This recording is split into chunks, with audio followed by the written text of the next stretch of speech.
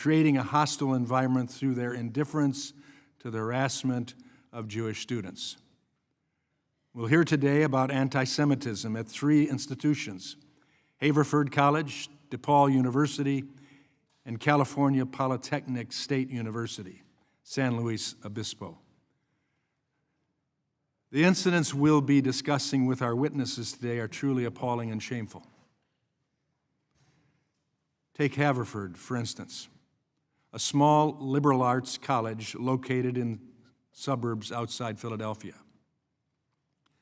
From the time of October 7th, 2023, terrorist attack in Israel to the present, the Haverford administration has consistently refused to act against severe anti-Semitic harassments on campus.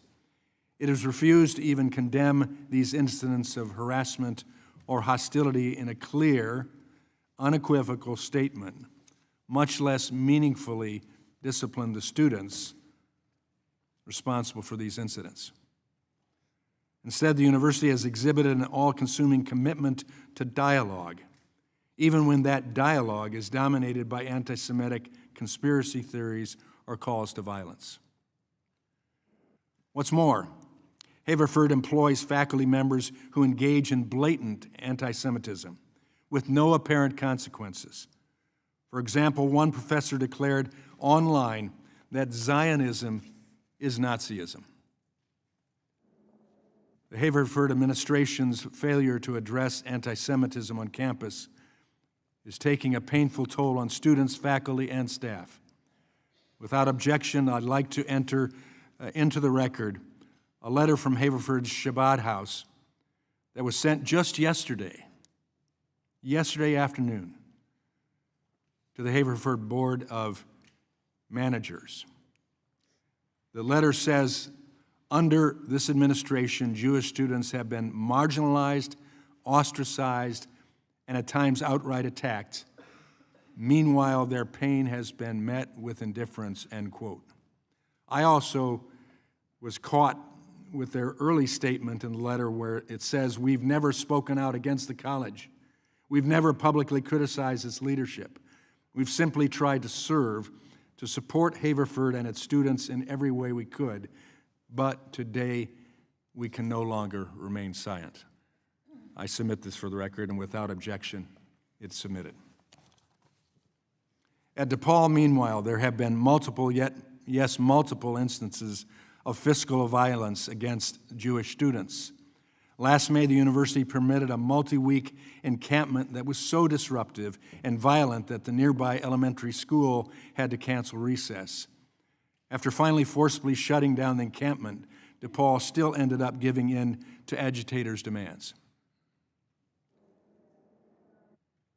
We have a student here today who had surgery as a result of the attack on him and a colleague.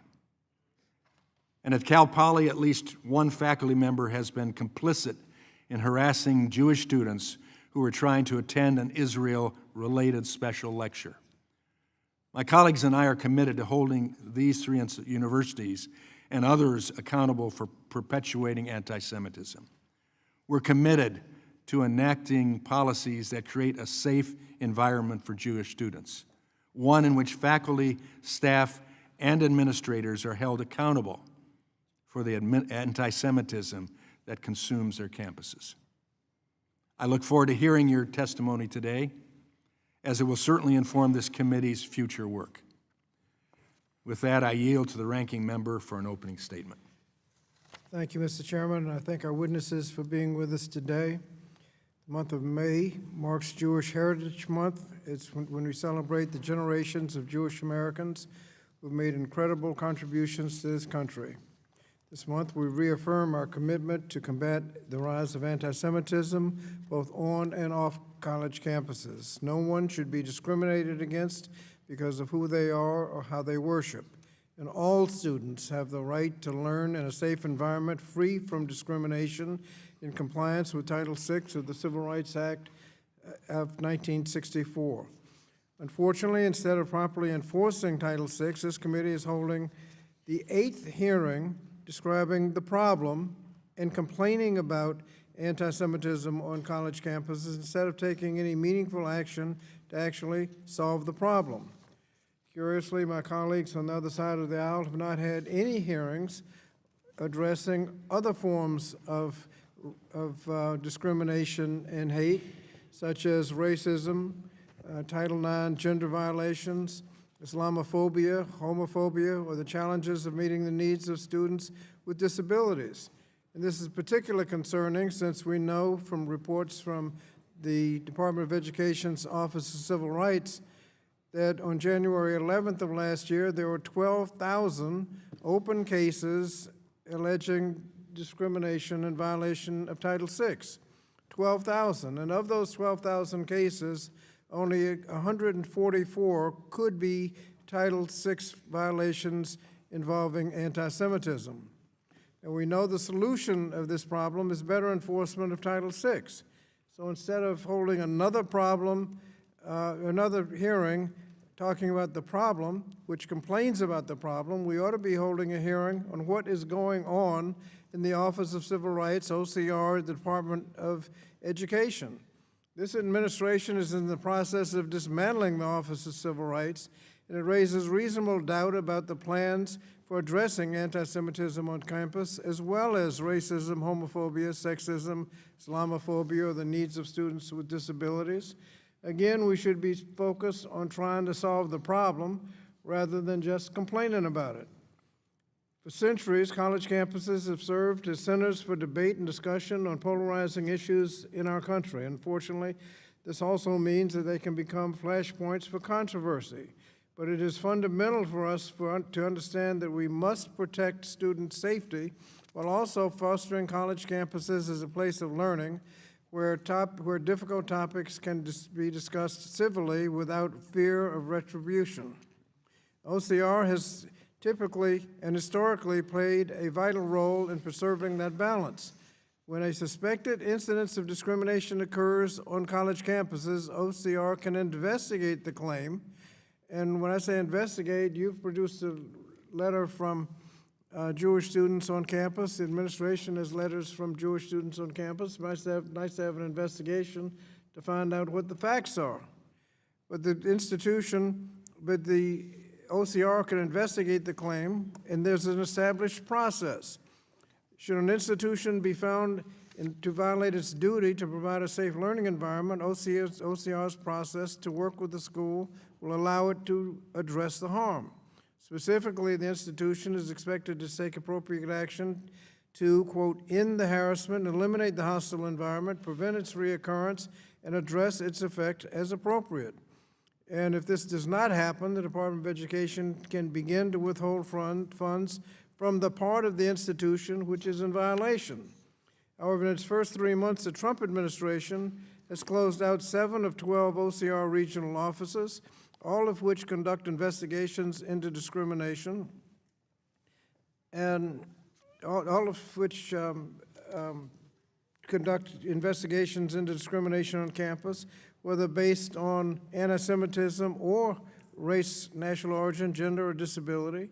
According to public reports, nearly half of the OCR staff has been laid off, and so one is left to wonder, how can OCR carry out its important responsibilities with half the staff? My concerns have been confirmed by other reporting of students struggling to get assistance with ongoing cases because their attorney has been laid off. Moreover, instead of conducting investigations according with the law, the Trump administration has taken a sledgehammer to due process rights of institutions. But the public has seen a barrage of reports of this administration taking action without any investigation, such as taking away federal funding, students and professors having their international visas revoked, students who have been disappeared into detention centers, and threats to revoke tax-exempt status of multiple universities. Schools are also told to accept a list of the administration's demand, all without OCR first conducting a fact-finding investigation.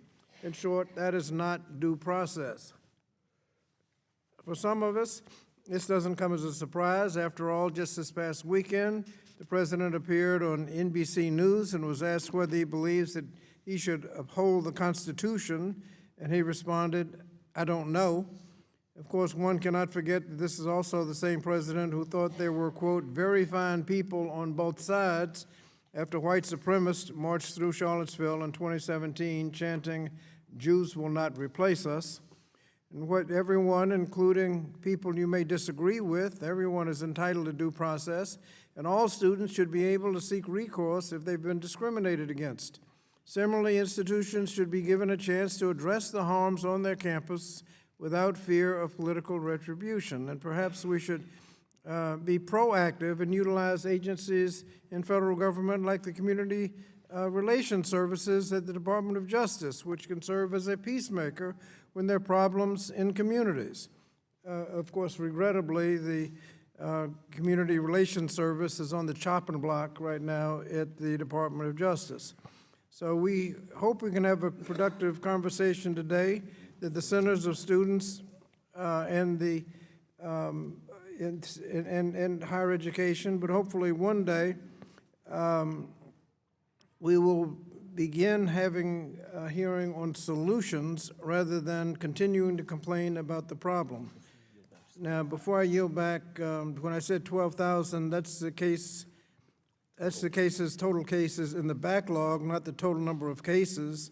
But the point, obviously, is that the number of anti-Semitism cases of all of the cases is a very small number, and if we're going to investigate Title VI violations, we ought to be investigating all of them, and we ought to be looking at what is going on at OCR, because that will be ultimately the solution to the problem. With that, Mr. Chairman, I yield back. I thank the gentleman. Pursuant to Committee Rule 8C, all members who wish to insert written statements into the record may do so by submitting them to the committee clerk electronically in Microsoft Word by 5 p.m. 14 days after this hearing. And without objection, the hearing record will remain open for 14 days to allow such statements and other extraneous material noted during the hearing to be submitted for the official hearing record. I'll now turn to the introduction of our four witnesses. Our first witness is Dr. Wendy Raymond, the president of Haverford College in Haverford, Pennsylvania. Welcome. Our second witness is Dr. Robert Manuel, the president of DePaul University in Chicago, Illinois. Welcome. Our third witness is Mr. David Cole, the George J. Mitchell Professor in Law and Public Policy at the Georgetown University Law Center in Washington, D.C. Mr. Cole was formerly the National Legal Director for the American Civil Liberties Union. Welcome. Our last witness is Dr. Jeffrey Armstrong, the president of California Polytechnic State University in San Luis Obispo, California. We thank the witnesses for being here today. Pursuant to the committee rules, I would ask that you each limit your oral presentation to a 3-minute summary of your written statement.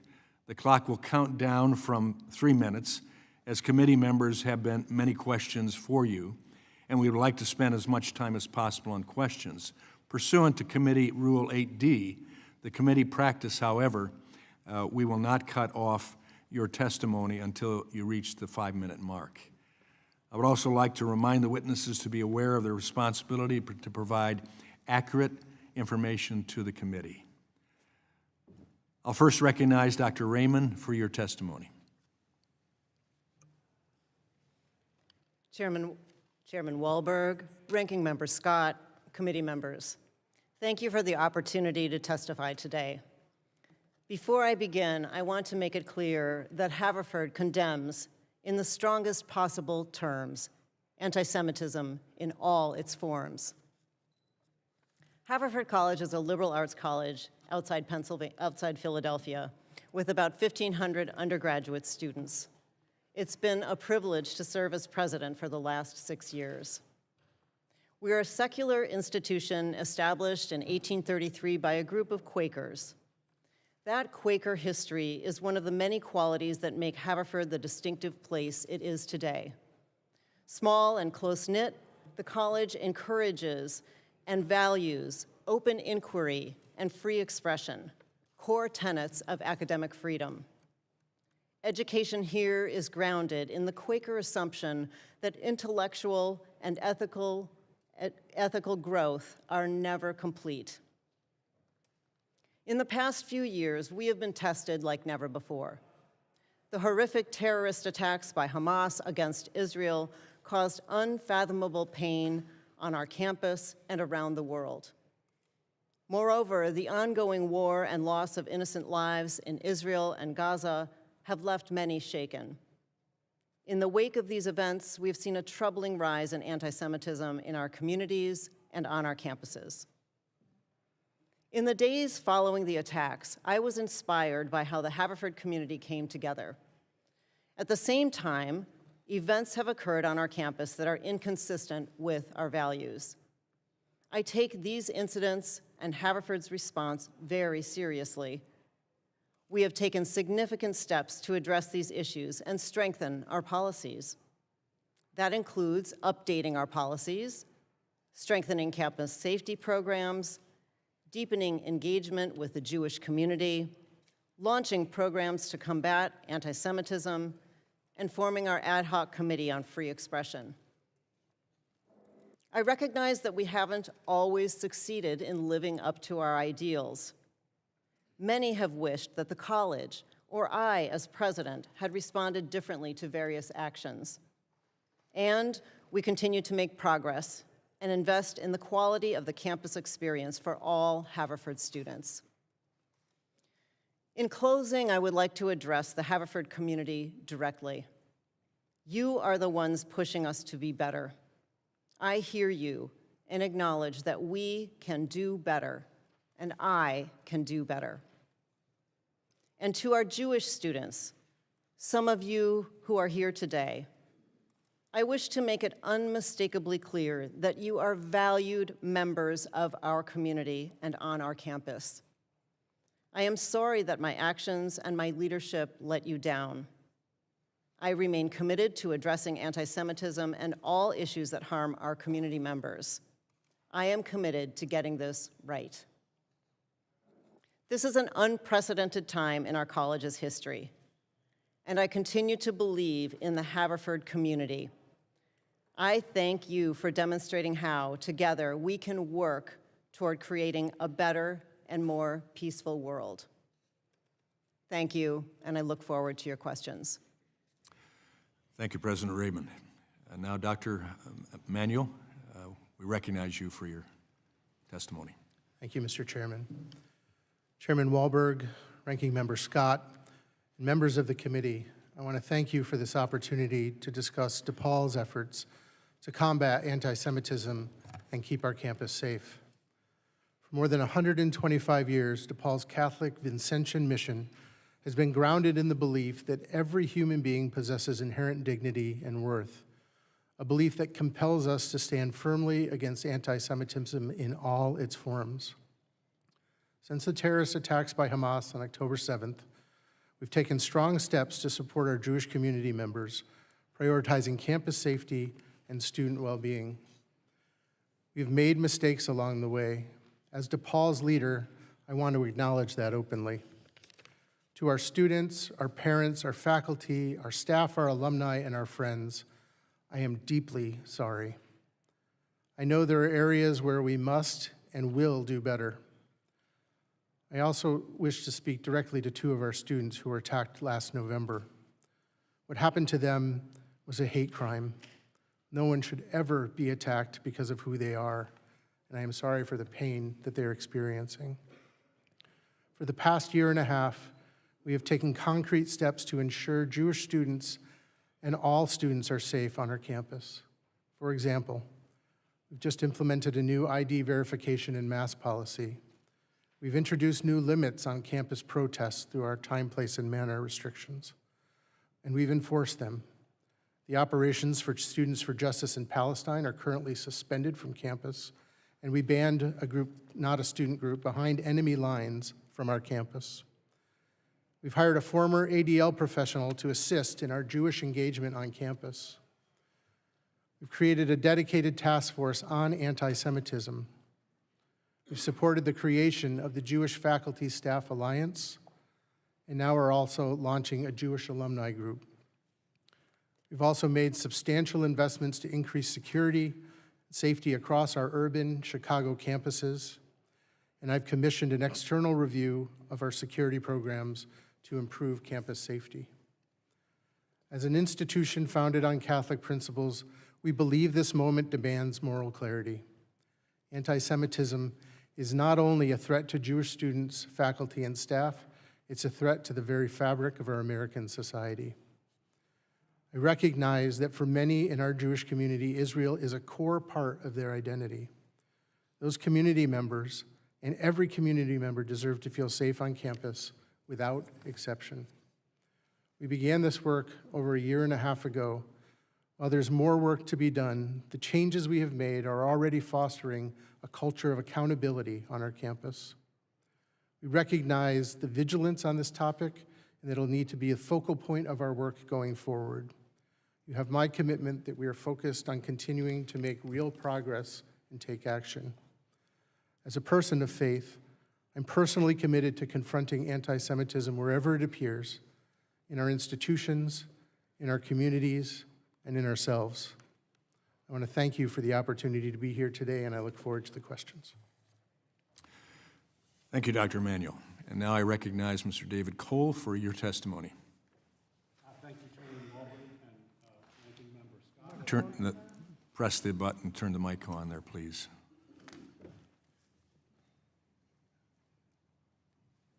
Sorry. Thank you. Thank you, Chairman Walberg, much better, and Ranking Member Scott for inviting me to testify today. I come not so much to comment on the specifics of what happened at Haverford, DePaul, or Cal Poly, but to provide a legal framework and a cautionary note. In my work with the ACLU and others, I have defended the speech rights of everyone from the National Rifle Association, which I represented successfully in the Supreme Court just last year, to fundamentalist Christians, to Palestinian students. I've also challenged discrimination on the basis of race, sex, and religion. I care deeply about both values, free speech and equality, and both are at stake here. I have 3 points. First, anti-Semitic speech, while lamentable, is constitutionally protected. Just like racist speech, sexist speech, and homophobic speech is. The Supreme Court protected the rights of the Nazi Party to march in Skokie, the home of Holocaust survivors. Sorry, I just turned my thing off. It protected the rights of the Westboro Baptist Church to hurl homophobic slurs at a military funeral. And it protected the rights of the Ku Klux Klan to burn crosses and engage in racist speech. As Chief Justice Roberts explained in the Westboro Baptist Church case, while such speech obviously causes deep harm, the greater danger is giving government officials the power to censor speech by labeling it anti-Semitic, racist, or sexist. Second, Title VI does not prohibit anti-Semitic speech. It prohibits only the discriminatory denial of equal access to education. An anti-Semitic slogan at a protest or online does not deny equal access to education any more than a sexist or a racist comment at a rally does. Anti-Semitic speech implicates Title VI in only 2 narrow circumstances. First, where it constitutes harassment targeted at an individual because of that individual's Jewish identity. Not because he supports Israel, but because of his Jewish identity specifically. And second, where the speech is not targeted, say at a rally, where it is so severe, pervasive, and objectively offensive that it denies equal access to an education. That's a very high standard. It's almost never been met in the case law. That means most anti-Semitic speech does not implicate Title VI at all. Therefore, a school committed to free speech should be tolerating it, not suppressing it, as this committee would ask. And Title VI governs only colleges, not students. So when a student harasses another student, that student hasn't violated Title VI, and the college hasn't violated Title VI because the student doesn't speak for the college. The college only violates Title VI if it is deliberately indifferent to the act. Deliberately indifferent. Again, a very high standard set forth by the Supreme Court in the Davis case and almost never met. That's basically you ignore what has happened rather than respond. Deliberate indifference is not responding to anti-Semitism in a way that this committee doesn't think is sufficient. And that leads me to my third and final point. The line between protected anti-Semitic speech and prohibited anti-Semitic discrimination is necessarily fact-intensive. It requires a careful assessment of what was said, to whom, and why it was said. As a result, it is not sufficient to make general accusations of anti-Semitism, as members of this committee have repeatedly done in all of the prior hearings and already today, any more than it is sufficient under Title IX to label an encounter between two students sexual harassment. You need to look at what happened, hear both sides of the encounter, and make a legal assessment, not a political harangue. And therefore, getting to the bottom of what happened here requires fair hearings where both sides are heard about specific incidents. And this committee room is not the place to do that. This committee has not held a single hearing looking into a specific incident and having the perpetrator and the complainant testify and trying to figure out what has happened. Instead, it is engaged in broad-based charges of anti-Semitism without any factual predicate. With all due respect, these proceedings have had more in common with those of the House I'd Un-American ask the gentleman to Activities Committee. conclude. You've gone past the 5 minutes. Yeah, I'm sorry. If I could just, I have one final comment. Very quick. Take me a second. Yeah, these proceedings, with all due respect, have more in common with those of the House Un-American Activities Committee. They are not an attempt to find out what happened, but an attempt to chill protected speech. Thank you for that your was testimony. A mistake then, and it's a mistake. Thank you for your testimony, and I think we did not step on your testimony at that point. Thank you. Now I recognize Dr. Armstrong for your testimony. Good morning, Chairman Wahlberg, Ranking Member Scott, and members of the committee. For the past 14 years, it's been my privilege to serve as president of Cal Poly in San Luis Obispo, California.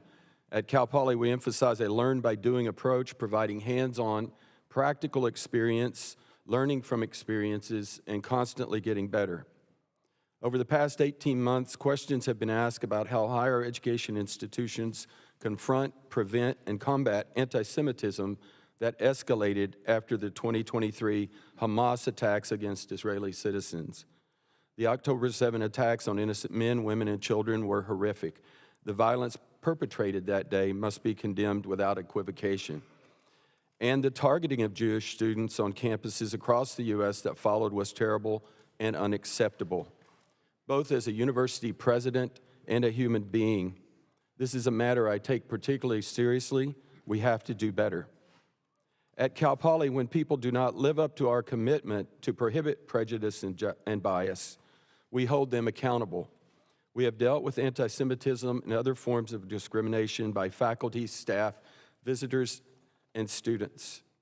We do not tolerate threatening activity. We deploy campus police whenever there is potential for threatening activity or trouble, and they make arrests and file criminal charges when justified. In addition, when alleged anti-Semitism or harassment occurs, we investigate and impose immediate university discipline. At Cal Poly, we have enjoyed a vibrant Jewish community for many years. Stakeholders rate Jewish life on our campus at a high level, and the number of Jewish students has doubled since 2011. Hillel and Chabad are registered Cal Poly student organizations, and I and my wife have been invited to and proudly participated in some of their activities. I am grateful to the Jewish student leaders who traveled across the country to join me here today. In addition to those long-standing partnerships, we've been working with the ADL and other Jewish leaders on several ongoing and some new initiatives. First, we have continued to be certain to speak out to oppose anti-Semitism. Second, we are enhancing our mandatory student orientation and biennial employee training to provide greater education and awareness about anti-Semitism. Our team is participating in the 5th cohort of Hillel's Campus Climate Initiative. To date, our administrators have attended 8 training sessions. Third, we're establishing a new presidential anti-Semitism task force that will develop an action plan focused on Jewish student life, anti-Semitism education, and cultural awareness. Fourth, we're continuing to fundraise to endow a chair in Jewish studies and build an interfaith center that includes Jewish students. Our efforts to support Jewish students and combat anti-Semitism have made progress. I want to emphasize that our goal is continuous improvement. We will work to give each student the safest possible environment, free from discrimination and religious intolerance, so they can learn, grow, and succeed. We call it being ready day one. We will continue to strongly confront any anti-Semitic conducts or threats. In conclusion, I want to thank you for the important work on this issue and pledge our continuing support. Thank you, Dr. Armstrong.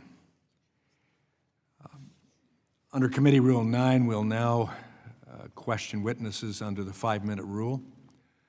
I'll recognize myself for the first 5 minutes. This question is for all 3 presidents. All of your schools have been hotbeds of Semitism at some point. Please tell me how many students at your schools have been suspended and how many have been expelled for anti-Semitic conduct since October 7th, 2023. President Raymond?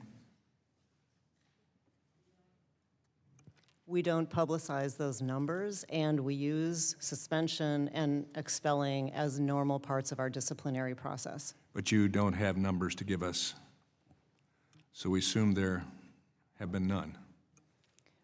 We do not talk about those numbers publicly. Mr. Manuel? Thank you for the question. Post-October 7th, there were 8 student groups investigated. 2 were suspended and put on probation. I believe there were 2 arrests after the encampment dissolution. One of them, I believe, was a student. Thank you. President Armstrong?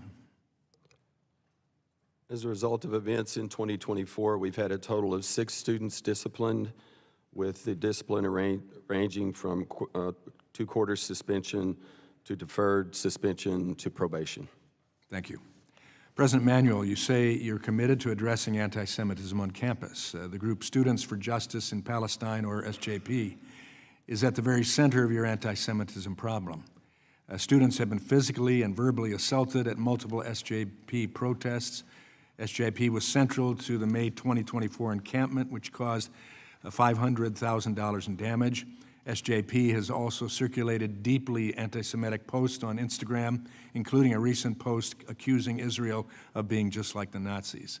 President Manuel, considering SJP's history of harassment and violence against Jewish students and its repeated refusal to abide by university policies, will you commit to finally permanently banning SJP from campus? Thank you for the question. SJP has been suspended. They are on probation, and this post that I think you're referring to happened on Thursday. They were immediately suspended in all their operations from campus pending a new hearing. The cumulative effect of their work will be considered in the results or the outcomes of that next hearing. I'd be happy to report back to you on their findings. I'd be glad to receive that. The cumulative effect seems like it's gone on, and I believe it'd be a point in time for banning. President Raymond, in March, the Haverford and Bryn Mawr group Faculty and Staff for Justice in Palestine, or FSJP, praised a Palestinian terrorist who led an attack in 1978 that killed 38 Israelis, including 13 children. FSJP claimed that the terrorist, and I quote, scarified herself for her country and fought for the freedom of many Palestinians. Does praising the murder of Jews violate any Haverford policies? Of course it does. Thank you. There's no place for that, Thank you. ever, anywhere. Another FSJP post applauded a member of the Popular Front for Liberation of Palestine, a U.S.-designated terrorist group, because she trained for military operations. Did Haverford professors in this group face any consequences whatsoever? I am not aware of that particular post, and anti-Semitism in any of its forms is not tolerated at Haverford College. Well, with these faculty, it seems to have been. I'm going to ask you a few questions about statements we've heard on Haverford's campus since the October 7th terrorist attack against Israel. And again, I will not display all that's in this book, but this reminds us that the attack was not from Israel. The attack was from Hamas. Brutal, unprovoked attack as well. Is the phrase, "Long live the Intifada," protected speech on Haverford's campus?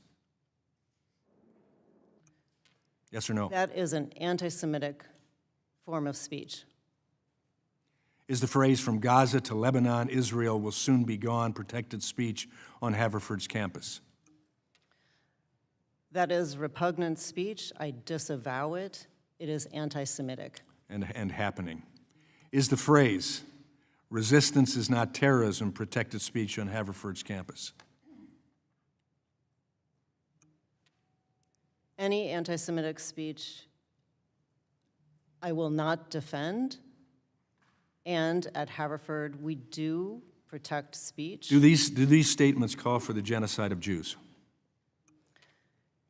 There is no tolerance for any such speech that would call for that. Well, we hope we see that soon to come. Hamas is gaining support and comfort from schools that allow this to go on, and these go beyond just simply words. They include faculty and students blocking the freedom of education and life itself for Jewish students. I yield back, and now I recognize Representative Bonamici, the gentlelady from Oregon, for her questioning. Thank you, Mr. Chairman. As I've said before in this committee, there has been an undeniable rise in anti-Semitism and hate speech across the country and around the globe. Anti-Semitism is a real problem that has existed for thousands of years and should be taken seriously by schools and universities and by elected officials. Jewish students deserve to feel safe and be safe on campus and everywhere. No one should be afraid of harassment or discrimination because of their faith. And I strongly condemn acts of violence and want to emphasize that people who break the law must be held accountable. But instead of engaging with this topic genuinely and constructively, we have another performative hearing during which the majority will try to blame the left and what they consider liberal or elitist institutions and colleges for acts of anti-Semitism. It's another chapter in the majority's battle against higher education. And as we've discussed repeatedly, but is worth restating, when white supremacists marched in Charlottesville with burning tiki torches, chanting, "Jews will not replace us," President Trump said there were fine people on both sides, and I don't recall the Republican majority calling that out. General Kelly, who served as chief of staff in the first Trump administration, said that Donald Trump spoke favorably about Hitler, saying that Hitler had done some good things. Some Republican members of Congress have promoted conspiracy theories like Jewish space lasers that control weather and have accused, quote, Jewish globalist elites of pulling strings behind the scenes of government. Another, a member of this committee, quoted Hitler on the steps of the Capitol. Several members of President Trump's inner circle have public and prominent ties to white nationalist and white supremacist groups. There are more examples, but I've made the point. If this committee is going to tackle the rise in anti-Semitism, let's start there.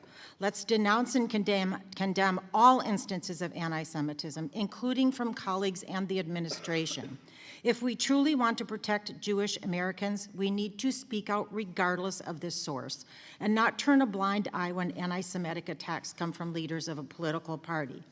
For those of us who do want to stop the rise of anti-Semitism on college campuses, I remind you that the federal government already has an entity in place to investigate and resolve anti-Semitic instances, the Office of Civil Rights, and it is housed, at least for now, in the Department of Education. But unfortunately, Secretary McMahon has fired almost half of OCR's staff and closed 7 of their 12 regional offices. President Trump's recent budget called for a 35% cut to the Office of Civil Rights. Will any of the Republicans on this committee stand against the dismantling of the Office of Civil Rights? I doubt it, because that would require a real commitment to combating anti-Semitism. And if you truly want to stand up for the Jewish people, condemn the white Christian nationalism seeping into policy in the White House. Speak up against the attempts to end the separation of religion and government. Show your support for freedom of religion. It is unconscionable to weaponize the real problems of the Jewish community for political gain, and I'm not going to engage in more back and forth in this hearing with people who call out anti-Semitism when it's part of their anti-higher education agenda, but not when it's coming from their side of the aisle. Mr. Chairman, I request unanimous consent to enter in a statement into the record from Northwestern University in which more than 100 Jewish faculty and staff members raised serious concerns about how Congress is addressing anti-Semitism. They say we come from different points on a political compass. We express our identities as Jews in myriad ways, but we are united by the conviction that our Jewishness must not be used as a cudgel to silence the vigorous exchange of ideas that lie at the heart of university life.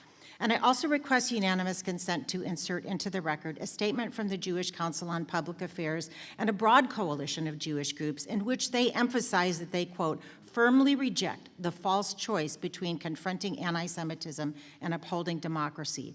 Our safety as Jews has always been tied to the rule of law, to the safety of others, to the strength of civil society, and to the protection of rights and liberty for all. It continues, it is both possible and necessary to fight anti-Semitism on campus, in our communities, and across the country without abandoning the democratic values that have allowed Jews and so many other vulnerable minorities to thrive. Mr. Chairman, as a mother who raised her children in a Jewish home— Without objection, they will be received. Thank you, Mr. Chairman. As a mother who raised her children in a Jewish home and as an active member of my synagogue for more than 25 years, I can no longer pretend that this is a good faith effort to root out anti-Semitism, especially when the Trump administration and the majority party are regularly undermining Jewish values, including justice, loving kindness, free speech, freedom of religion, and the Jewish responsibility of tikkun olam, to repair the world. I yield back. I thank the gentlelady. I now recognize the gentleman from South Carolina, Representative Wilson. Thank you very much, Chairman Tim Walberg, and I appreciate your leadership for promoting real academic freedom with real diversity of ideology, with equality, and with real political inclusion. With that in mind, all Americans in good faith want college education to be uplifting for students and to achieve the American dream. But unfortunately, the barbaric mass murder of October 7th by Iranian puppets of Hamas invading Israel has shockingly revealed that many college campuses are anti-Semitic in defending the maniacal Hamas agenda. The world should know the Hamas Covenant of August 18, 1988 declares in the midst of insane provisions, Article 7, quote, "The day of judgment will come when all and not come and about until Muslims fight the Jews, killing the Jews, when the Jew will hide behind stones and trees. The stones and trees will say, 'Oh, Muslim, there is a Jew behind me, come and kill him,'" end of quote. That's their ideology. Free Palestine from the river to the sea is a code for death to Israel, death to America. We know that anti-Zionism is anti-Semitism. I'm very grateful that I grew up in South Carolina and represent South Carolina. At the time of the American Revolution, the largest Jewish population in the New World was in Charleston, South Carolina. The very first provincial constitution to recognize Judaism was the Provincial Constitution of South Carolina. The first Jewish American elected official in the New World was the Provincial Assembly of South Carolina, and sadly, the first Jewish American killed in the Revolution was in Charleston, South Carolina. And so that's the environment I grew up in. In South Carolina, we do not tolerate anti-Semitism. We promote diversity of ideology, equality, and we promote additionally ideological inclusion. President Raymond, we know that unfortunately anti-Semitism has existed long before the murderous atrocities of October 7th, and sadly I had the I visited kibbutz near Oz. I visited the music site where the slaughters occurred, the mass slaughters. The committee recently learned that in 2020 you met with a Jewish student about the severe harassment and cyberbullying that he was experiencing at Haverford because of his Jewish identity. In response, you allegedly gave him a book by a Buddhist monk and told him that he should accept the harassment and, quote, let it wash over, end of quote. Should Jewish students at Haverford simply let the experience of anti-Semitism wash over them? Our Jewish students and our Jewish community are highly valued at Haverford. They have been an important part of our community for a long time. And my top priority is ensuring the well-being and safety of all of our students. And so I'm confident you've changed policy since then. With this, Dr. Armstrong, you're identified as an outspoken DEI proponent. I believe that DEI, it chills and actually restricts and restrains academic freedom. It's been my view that diversity means no ideological diversity, no conservative. I remember in college, with my national review, I would fold it in half because I didn't want my professors to see. I was reading the writings of William F. Buckley, Jr., seditious. With the equity, what that means is that all are the same, regardless of what's the achievement level, and it denies equality of opportunity. And inclusion, again, is so political. That means no Republicans. I remember that I had, in my undergraduate and law school, one Republican professor, Professor J.D. Futch III of Baltimore, and I knew where the others were coming from. And so what is your interpretation of DEI? Because as it's being experienced, it's chilling, as Mr. Cole said. What's your experience? Well, thank you for your question. I go back to Cal Poly since I've been there. We've focused on student success and all student success. So we've does that mean equity for everybody? They all get the same grade? Oh, no, sir. Cal Poly's a very competitive university. It should be. And we have been admitting students under Prop 209 has been in existence for more than 25 years in California. So we've been operating under an affirmative action ban during that time. And we have had significant changes in the makeup of our population because we've increased financial aid and made students more able to travel. As we conclude, I would really like to know the percentage of conservatives of professors, the percentage of Republicans, because I'm sadly concerned there are none or very few. Thank you. I yield back. I thank the gentleman. I recognize the gentleman from California, Representative Takano. Thank you, Mr. Chairman. First of all, I want to associate myself with the remarks of my colleague, Suzanne Bonamici. I know of no member who exemplifies more the principle of tikkun olam than her, to repair the world. And I saw some rolling of the eyes, which is, of course, people are entitled to their opinions, and we in our country have different viewpoints. And we must seek not only tolerance, but encouragement of a difference of a point of view. I, too, condemn anti-Semitism unequivocally. I condemn Islamophobia unequivocally. I condemn all discrimination based on religion. And universities must set that principle. But, we have a system, we have in place legal mechanisms to hold the universities accountable who receive federal money, to hold them accountable for discrimination that occurs on the basis of religion. Mr. Cole, if a student or faculty member feels that their Title VI civil rights, their ability to not be discriminated based on their religion, that those Title VI rights have been violated, what federal agency is tasked with the investigation of their claim and enforcement of civil rights law? The Office of Civil Rights of the Department of Education. So the Department of Education's Office of Civil Rights, which prior to the Trump administration was the largest federal agency tasked with the enforcement of civil rights in the country, and that would include Title VI rights, which involve religious discrimination. That's right.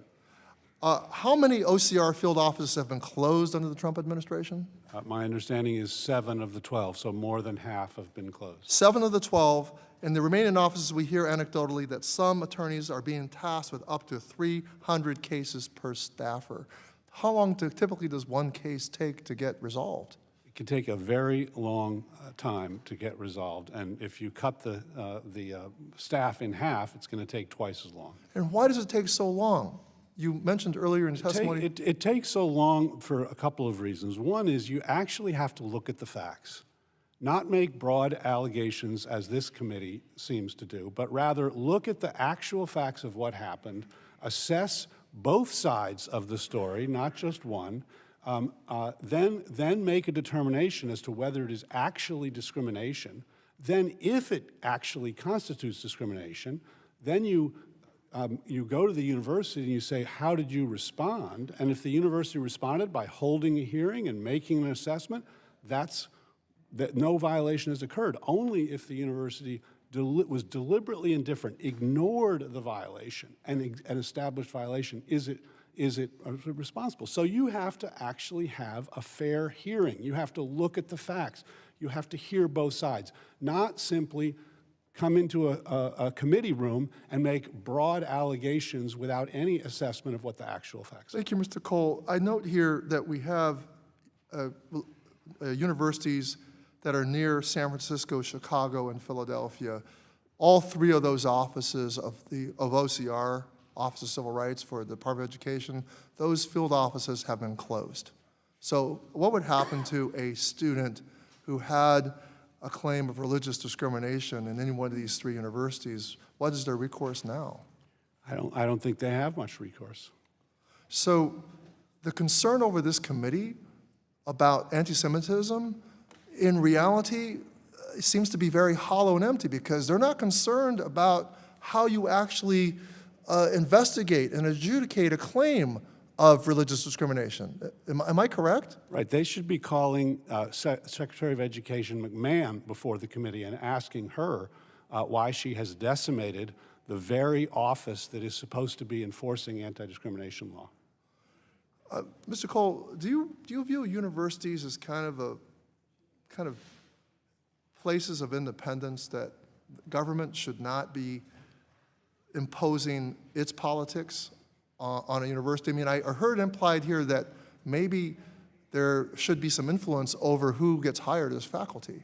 Yeah, and not only do I believe that, but the Supreme Court believes that. It has said that academic freedom is a special concern of the First Amendment, and what academic freedom means is that government officials, including members of Congress, don't have the power to decide that a particular university has too many liberal professors or too many conservative professors. That is for the university to decide. It does not empower members of this committee to complain about DEI programs that they don't like. That is for the university to decide under academic freedom, under the core principle of the First Amendment, that universities make these decisions, not politicians. I yield back. Thank you. I thank the gentleman. I now recognize the gentlelady from New York. Thank you, Mr. Representative Chairman. Stefanik. Thank you. A question for each of you. Is calling for the genocide of Jews protected speech on your campus, starting with Haverford? No, of course not. And what disciplinary action has been taken or would be taken if someone made that call? Representative, there have been no such calls, and we would use all of our disciplinary actions to follow through on any such call. I would never expect that to happen at Haverford, and if it would, we would deal with that swiftly. Well, let me ask you a specific question then. There was a student group on Haverford's campus who called for the complete dismantling of the apartheid settler colonial state of Israel by all means necessary. What does by all means necessary mean to you? Invoking that kind of terminology is repugnant because of what it can mean, and I will not So does that depend on the context? I will not defend that statement. So what disciplinary action was taken against that group? or those individuals who made that call? Any disciplinary action? Was there any disciplinary action taken against that group or those individuals? Those kinds of statements are I'm not asking you if they're very repugnant. challenging. I'm asking about the disciplinary action. You were the one university president who failed to lay out if any disciplinary action has been taken, if any suspensions or expulsions. So I am asking you, was there any disciplinary action taken? Disciplinary action can include expulsion and I'm not asking what it can include. I'm asking, was it taken? I will not be talking about individual cases here, and I'm saying that that is So have there been any absolutely- disciplinary actions taken by Haverford related to anti-Semitism? Any? Disciplinary actions are absolutely in our work Have they been taken? against anti-Semitism. Have they been taken by Haverford? Yes, there have been some.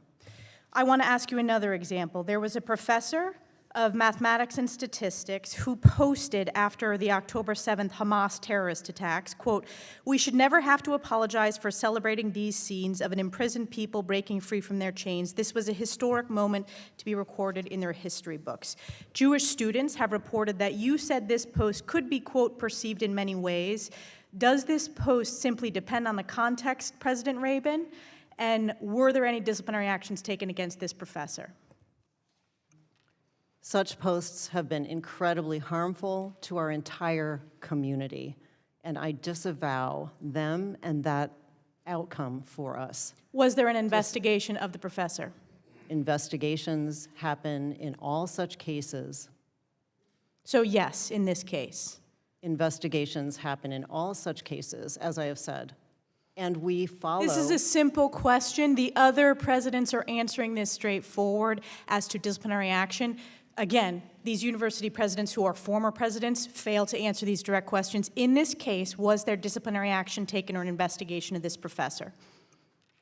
Respectfully, Representative, I will not be talking about individual cases. Respectfully, President of Haverford, many people have sat in this position who are no longer in the positions as president of universities for their failure to answer straightforward questions. Another question I have, because this is a theme at Haverford, there was an administrator who said that, quote, "racial minority students have never felt safe at Haverford, and that Jewish prospective students should not expect to feel safe and should instead be brave." This was according to litigation against your college. Was there any investigation into this administrator for making those statements? That report does not reflect the administrators that I know who stand strongly with me and the entire college against anti-Semitism. So that didn't happen, is your position? Was that statement not made by that administrator? That statement does not comport with those administrators that I know. I'm not asking if it comports with the administrators that you know. I'm saying, is it your testimony that that statement did not happen, even though it's coming out in litigation? So are you saying it did not happen? What I am saying is that I cannot imagine that happening from those colleagues of mine. Well, let me ask you, if it did happen, what disciplinary action would Haverford take against that administrator? At Haverford, we do not tolerate discrimination or harassment or bias. And what does that mean, not tolerate? Does that mean suspension, firing of that individual? What does that mean? It means following all of our policies, which begin with investigation and then can lead to any of the aspects that you listed. For the American people watching, you still don't get it. Haverford still doesn't get it. It's a very different testimony than the other presidents who are here today who are coming with specifics. So again, this is completely unacceptable, and it's why this committee has stepped in, because higher education has failed to address the scourge of anti-Semitism, putting Jewish students at risk at Haverford and other campuses across the country. I yield back. I thank the gentlelady. I recognize now the gentlelady from North Carolina. Thank you, Mr. Adams. Chairman. I mean, as a former college professor, I really hate to see that we're threatening our leadership of these schools. But thank you, Mr. Chair. We're here today to discuss something that should never be up for debate. Every student, regardless of background, deserves to feel safe and welcome and protected on campuses, on all campuses. And that includes Jewish students, that includes Muslim students, that includes every student. Anti-Semitism is real, it's rising, and it has no place in our schools, our communities, or in our country, and I want to be real clear about that. But this week, my office and I met with a group of Jewish students from Columbia, students who came to Washington not to cause controversy, but to be heard. And they told me what they're living through. Jewish students denied housing after participating in a protest, religious observances disrupted, students locked out of dining halls during kosher Passover or unable to gather for Shabbat. Others disciplined for simply wearing shirts that say ICE off campus. And perhaps most troubling, students forced into anti-Semitism training led by someone who really wasn't even Jewish. I share these stories not to spark outrage, but because they're real. But I believe that we cannot confront hate unless we listen to the people living with it. And so when Jewish students say that they feel unsafe, we have to take that seriously. And that also means upholding civil rights under Title VI, not replacing legal standards with partisan scorecards. And that means resourcing the Office for Civil Rights, not cutting it.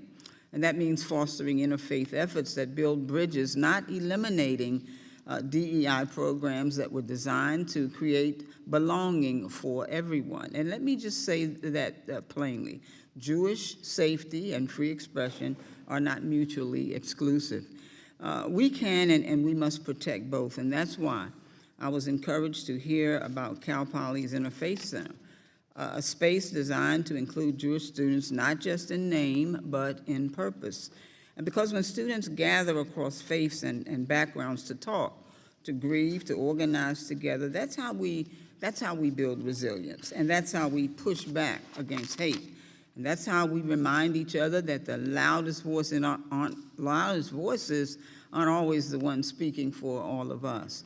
And so today I do want to urge our committee to move forward carefully. Let's not act on faith, not fear. Let's not address hate, not weaponize it, or let's address hate and not weaponize it. And let's protect students, not politicize their pain. It's prevention, it's education, and it's showing every student from the Ivy League to the community college that they belong. Dr. Raymond, we've seen members of this committee and even the president blame diversity, equity, and inclusion efforts for the rise of anti-Semitism on college campuses. But I've always believed DEI, when done right, help build understanding and safety for all students. So my question, how is your campus making sure that anti-Semitism is directly addressed in your inclusion efforts, not ignored or sidelined? And how do you ensure that Jewish students feel seen, included, and protected in these efforts? And have you found that this kind of work supports Jewish student safety rather than undermines it? Inclusion work at Haverford is just that. It includes everyone. We are committed to supporting all students in our Jewish community and all of our Jewish community, and our work in inclusion and belonging is exactly that. We have 3 Jewish student groups on the campus who are very active. We have an active staff and faculty Jewish group, and all those come under the arch and the arc of inclusion and belonging. Thank you very much. Dr. Armstrong, in your written testimony, you noticed that Cal Poly is establishing an interfaith center, which includes participation from Jewish students, and I've heard from students across the country who've said that their interfaith spaces, when done thoughtfully, can make a real difference. So could you share a little bit more about how that initiative was developed, who was involved, and how has it helped build trust or provide support for students who may feel targeted, especially in this tense moment on so many campuses? Well, thank you for that question. We've been working over a number of years to make sure all students have a way to connect. We've been talking with Chabad and Hillel about this project, as well as other religious leaders, for several years. And, you know, COVID and like many things slowed us down a bit, but we view that as an opportunity where students can come together where they can have the dialogue. We recently had a presentation that brought together a Palestinian and an Israeli view, and it was university and Chabad and Hillel participating in that. Thank you, sir. I'm out of time, and Mr. Chairman, I'm going to have to yield back. I thank the gentlelady. She yields back. I now recognize Representative Miller, the gentlelady from Illinois. Thank you. President Manuel, of the 3 schools represented here today, DePaul had the worst encampment. From the days the tents went up, the encampment on DePaul's campus was a hotbed of anti-Semitism. Signs featuring terrible anti-Semitic slogans and images glorifying terrorism were displayed in the encampment. We saw images of a flag depicting the spokesman of the terrorist group, Hamas. We saw a sign that said, "Jewish safety cannot be achieved until Palestine is freed." There were reports of people at the encampment threatening to slit Jews' throats. One student walking through the university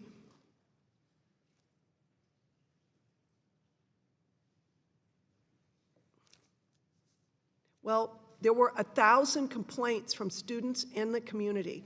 The encampment remained in place for 17 days. President Manuel, how many students were suspended for their conduct at the encampment? Thank you for the question. The security and safety of our students is the top priority in that moment. The moment we realized that safety was being jeopardized, we moved with Chicago Police Department to abandon the encampment. Please know that our public safety officers are not sworn officers, and we need to work with CPD to make that happen.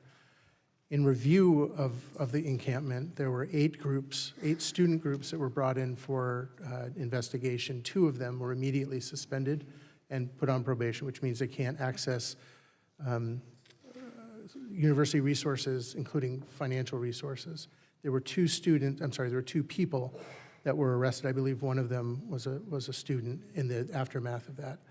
But what happened in the aftermath of that is we realized our inadequacies in that moment, and we're able to put together a culture of accountability that includes new masking and ID policies, new time, place, and manner policies.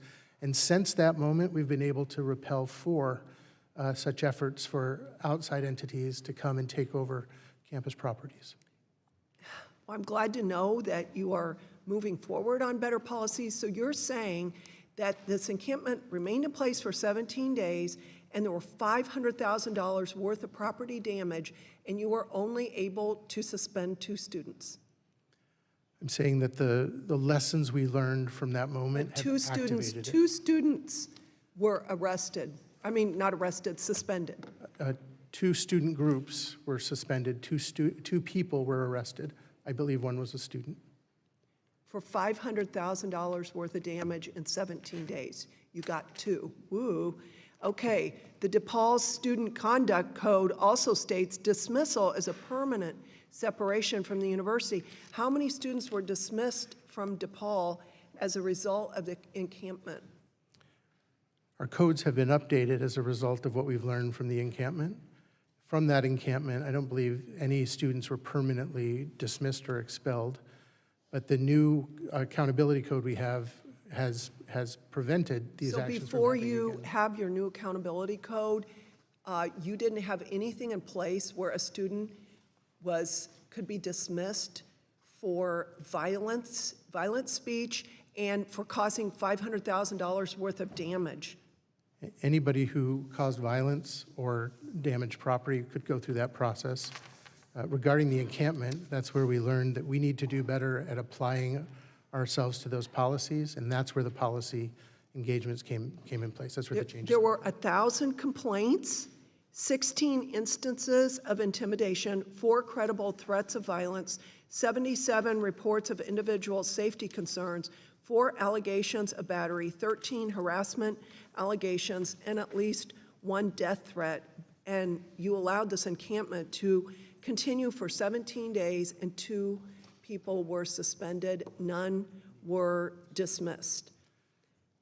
Again, President Manuel, During the encampment, one Jewish student told our committee last month that when she reached her dorm lobby, 2 students shouted at her, "We don't F with Zionists," even though she was not wearing anything to publicly indicate a Jewish or Israeli identity. She did not know either of them, but the incident made her think that they knew who she was. Were these individuals disciplined? Every individual that was reported came through our system, was investigated, and results happened. I agree with you, Representative, that So we were they not at our disciplined, best. suspended, or dismissed? I gave you the results of who was suspended and arrested. I don't know of all the incidents that were there. I will tell you that the numbers that you mentioned were on a website that I released so that I could educate the community about the dangers of that encampment. That's when we learned we had to do better and we had to create a culture of accountability. So much of the information I read earlier regarding hundreds of complaints and violent anti-Semitic signage had been posted online. However, the university has taken that website down. Gentlelady's time has expired. Thank you. We need to move on. Now I recognize the gentlewoman from Georgia, Ms. McMath. Thank you, Mr. Chair. Thank you, Mr. Chair, and also Ranking Member Scott. And thank you to our witnesses for taking the time to be with us here today. I also want to thank the students, any students that are with us, any students that are watching this morning. And I do say that I'm very, very sorry to those who are victims of hate crimes. My son Jordan was unfortunately killed in a racially motivated shooting. So I know what it's like for your family to be attacked solely because of who you are or how you were born. Anti-Semitism remains a growing threat on college campuses today, but the actions taken by President Trump and House Republicans seem to be motivated more by going viral on social media than rooting out anti-Semitism and other forms of hatred on campus and in our society. The actions taken and supported by the majority will not improve this situation. They will only foster distrust between ethnic and religious groups on and both off campus. Instead of taking real steps to address anti-Semitism, the majority has chosen to cut the funding and fire the federal employees that are tasked with responding to these incidents on our school grounds. They have paused and threatened funding meant to protect synagogues and other Jewish community centers from shootings and other threats through the nonprofit security and targeting violence and terrorism prevention grant programs. They have pardoned and defended the actions of violent felons and rabid anti-Semites, criminals that were directly involved in attacking police and killing an officer here on Capitol Hill, January 6th. When white supremacists marched through the University of Virginia wielding torches with the purpose of publicly intimidating Jews and other minorities, the president said that they were very fine people on both sides. They are not the actions of a party or a president who is engaging in good faith to address this very real crisis and problem. Any attempt to explain away one of the oldest forms of ethnic and religious hatred solely for political gain is truly a disservice to the American people. It cheapens and it undermines the centuries of sacrifice and interfaith struggle to build bridges and take the difficult but very necessary steps that will bring peace and allow people to practice their faiths free from intolerance. Fighting anti-Semitism should not be used as a political tool. The work is simply too important, and the stakes are simply too high. Today, my state is home to the largest Jewish population in the Deep South. Georgia has become a beacon of prosperity for Jewish families, hoping to live together in peace, free from judgment regarding their faith. But it has not always been this way. I live just a few miles from the site of one of the most heinous and violent acts of anti-Semitism in the history of this country, the lynching of Leo Frank. I have been to the halls of names at Yad Vashem in Jerusalem a number of times. It takes commitment from every single one of us to ensure that the atrocities of the past never repeat themselves. I ask the American people and all those who care, truly care about religious freedom in this country, all those who want this country to live up to the promise that all of us, every single one of us, is created equal, to compare what they hear from my Republican colleagues today to the actions that they take when the cameras aren't rolling. And I yield back. I thank the gentlelady, and I thank the gentlelady for her experience that informs her as well. Now I recognize a gentlewoman from Michigan, Ms. McLean. Thank you, Mr. Chairman. And I happen to agree with my colleague. Actions speak louder than words, and we need action. And that's what I hope that we see here today, not just in the week leading up to this hearing, we all of a sudden find a conscience and start action. So let me start with you, Dr. Manuel. On October 18th, 23, DePaul Students for Justice in Palestine held a rally calling for the Intifada revolution, encouraging terrorist attacks to be perpetuated against Jewish civilians. On the same day, Jewish student leaders contacted DePaul administrators expressing feelings of saying they were increasingly scared that the safety and for the safety of the Jewish community. Does that ring a bell? Okay. The following day, October 19th, 2023, pro-Hamas rallies on campus resulted in the physical assault of a Jewish student. Sound familiar? 6 months later, on April 29th, 24, a pro-Palestinian and pro-Hamas mob occupied DePaul's Lincoln Park campus. So there was an encampment on April 29th, correct? Correct. Did you remove it or disable it on that day? No, we did not. Okay. Why? Representative, we learned an awful lot from... I'm not asking what you learned. I'm asking why you made the decision, because I'm going to refer you to your policy that you have in place. Why didn't you follow your policy? Our immediate instinct was to work with our students. The reference... How'd that go? Not very well. You want to ask Michael how that went? Yeah, it did not go very well. Thank you. And I apologize for that. Your apologies are a little hollow. On May 10th, you issued a statement. So the encampment's still there, April 29th. It's now May 10th. On May 10th, you issued a statement titled Quad Safety Concerns. So you knew there was a safety issue, hence issuing the statement. Here was the statement. You urged all members of the DePaul community to avoid the quad. Well, that's great.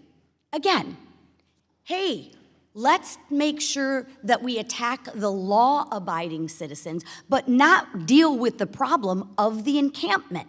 So you knew yourself there was a problem, but decided not to remove it. Why? So at that moment, we realized that the security and safety of everybody was in jeopardy. That is the moment that we decided to work with CPD. And it took you 6 days?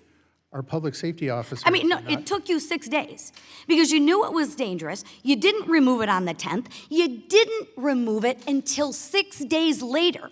So it took you 6 days to coordinate an effort to remove an encampment? It took us the moment we realized, we went to CPD and asked for Which their was help. when? When did you realize you had a problem? We started working with CPD from the first day so that they were aware of those situations. Okay, so 3 weeks. It took you 3 weeks? It took us, from the time you mentioned until the 16th or 17th, to coordinate with CPD to get You think that's acceptable? I do not. And Okay, what we wonderful, learned- wonderful, wonderful. So I don't think the issue is more policies. I think the issue is action. So the people that are in charge, would you say that that is an acceptable amount of time for action? I would agree with you that we need to do better. Great. So would you agree with me also that almost 3 weeks from the 29th to the 16th is not an acceptable time for security to take action to disassemble an encampment. Would you agree with me on that? I would. And Thank you very much. So who has been fired or who has been replaced? Because that doesn't seem real tough to me. Anybody? What we have learned, Anybody been replaced? there has been turnover. It's not I'm not because of asking this. turnover. What consequences happened for the people who were supposed to be in charge? The development of our accountability Any culture. consequences? Yeah, just, were there, let's start with a simple, retraining. let's start with a simple one. Any consequences? To student groups, yes. Not just, I'm talking to the people who didn't follow your procedures of 3 weeks. Because let me just read it, just in case you don't know your policy, but let me read it. This is from your policy. May not impede passage or in or out of any facility, may not involve activity that is violent or otherwise threatens the safety of demonstrators or any members of the community, may not interfere with business or academics of the university. These are your policies did anyone get reprimanded for that?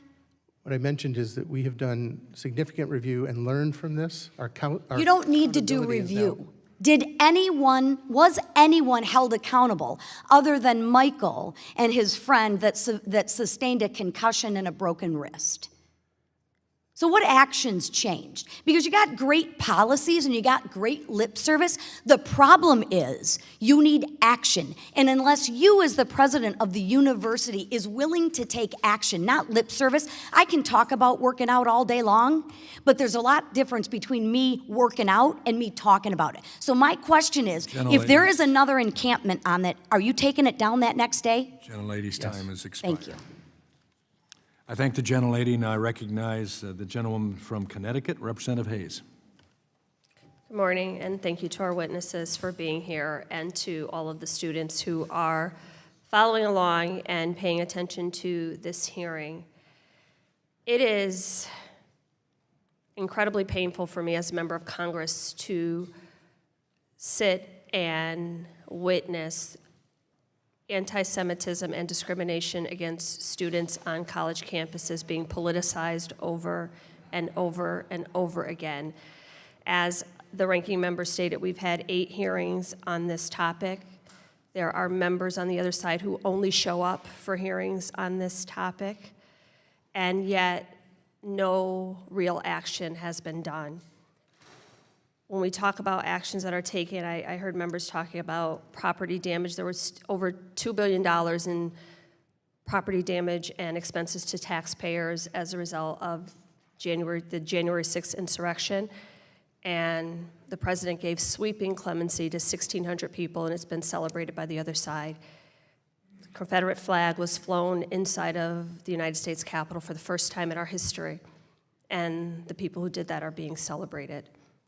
So we have to take a stand against discrimination in all forms on this committee. And all students on all campuses should feel free from discrimination and protected and have their right to learn in an environment.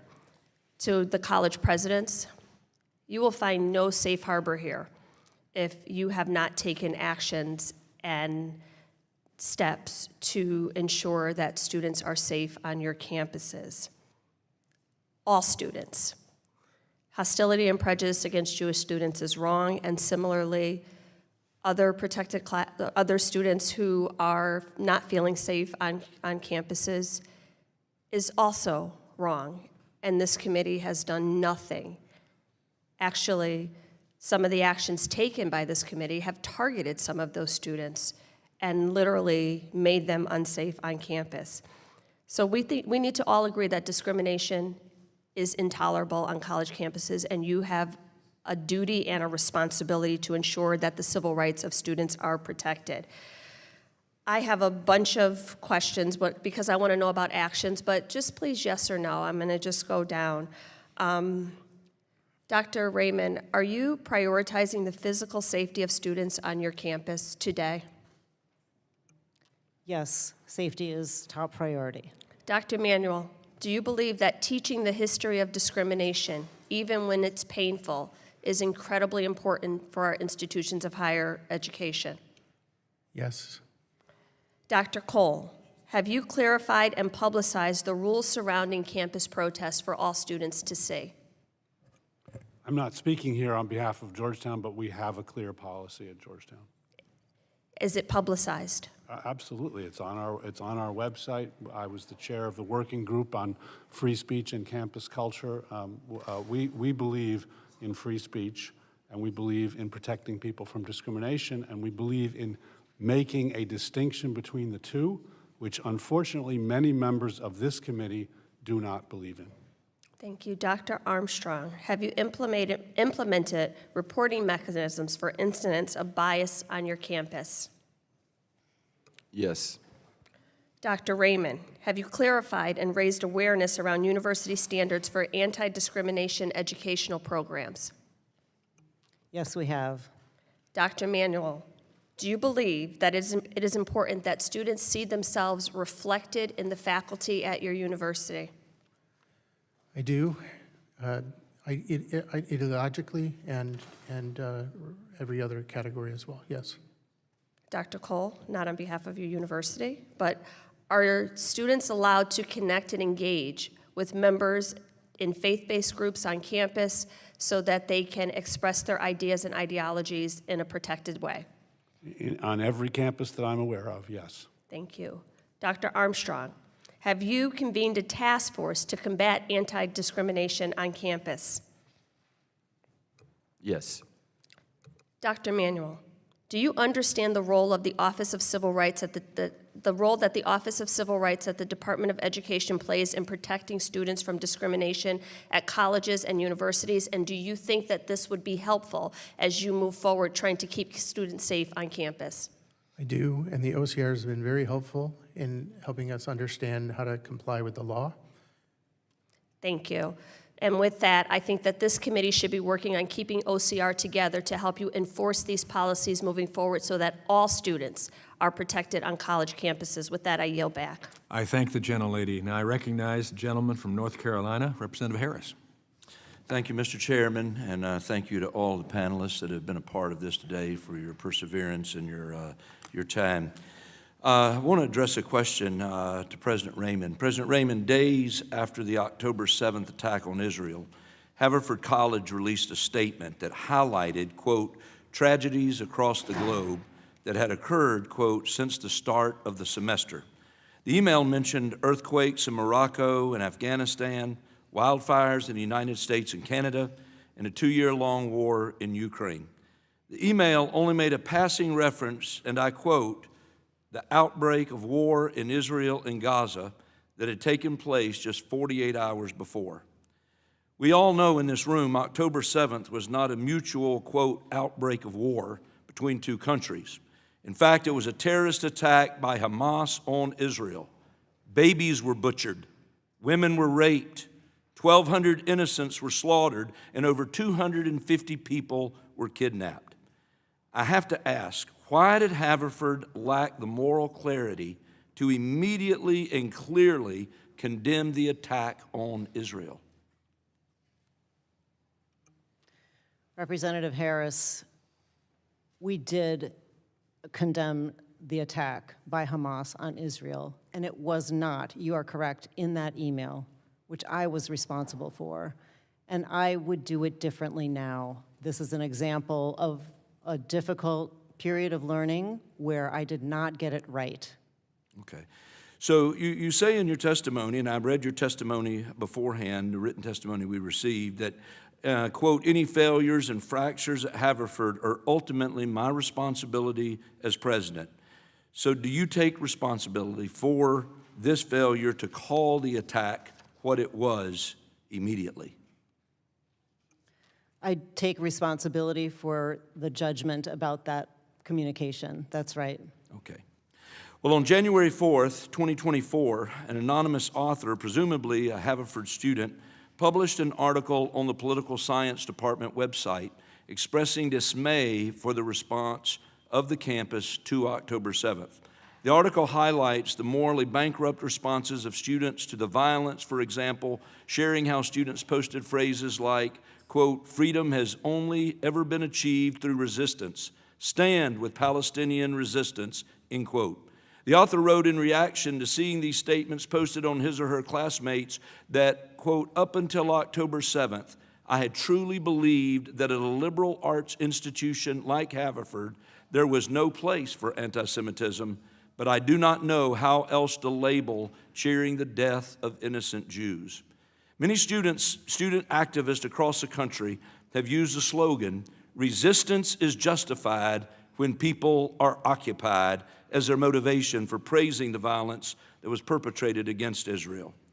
I ask you, President Raymond, yes or no, was the October 7th attack on Israel justified? Absolutely not. Thank you, ma'am. No.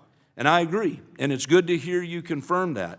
And I certainly hope and pray that students around the country, including those enrolled at Haverford, come to realize this very thing as well.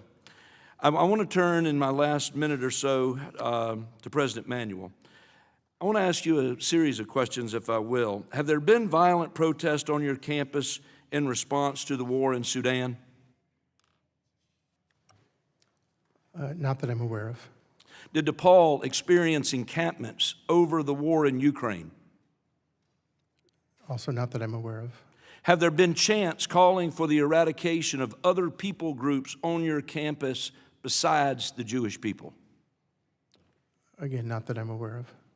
Thank you, sir. I think we all know why there is no such focus on the world, why there is such a focus on the world's only Jewish state. Unfortunately, anti-Semitism has been spreading like wildfire among our nation's campuses. And as a result, anything Israel does to defend itself and its people faces increased scrutiny that no other nation on earth seems to face. I'm glad we're having this hearing today, and I commend our chairman for helping us shine a light on this very important problem that is plaguing American higher education. And with that, Mr. Chairman, I yield back my time. I thank the gentleman. Now I recognize the gentleman from Texas, Mr. Kassar. The Republican majority has called a hearing on anti-Semitism, and so I have some questions for my colleagues on the committee. Donald Trump said after neo-Nazis marched through Charlottesville that they were, quote, very fine people on both sides. If you condemn Donald Trump saying this, will you raise your hand?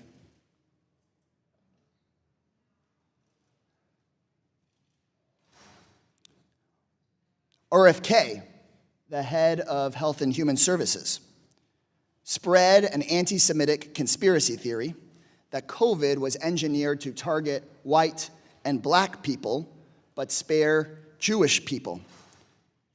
If you condemn the head of the U.S. Health and Human Services for spreading this anti-Semitic conspiracy theory, will you please raise your hand? Nobody. I'd suggest the hearing is to question the witnesses that are here who have spent time and energy to come here. I have a question for you, Mr. Chairman. So I think the questioning is Mr. Chairman, will you condemn? I am not on the witness stand. Mr. Chairman, this is my time, and I'm happy to ask you then. Would you condemn Donald Trump for pardoning a January 6th rioter who praised Hitler and encouraged more killing of Jewish people? Mr. Chairman, since you just used some of my time, you can use more of it. Will you condemn Trump for pardoning an anti-Semitic rioter?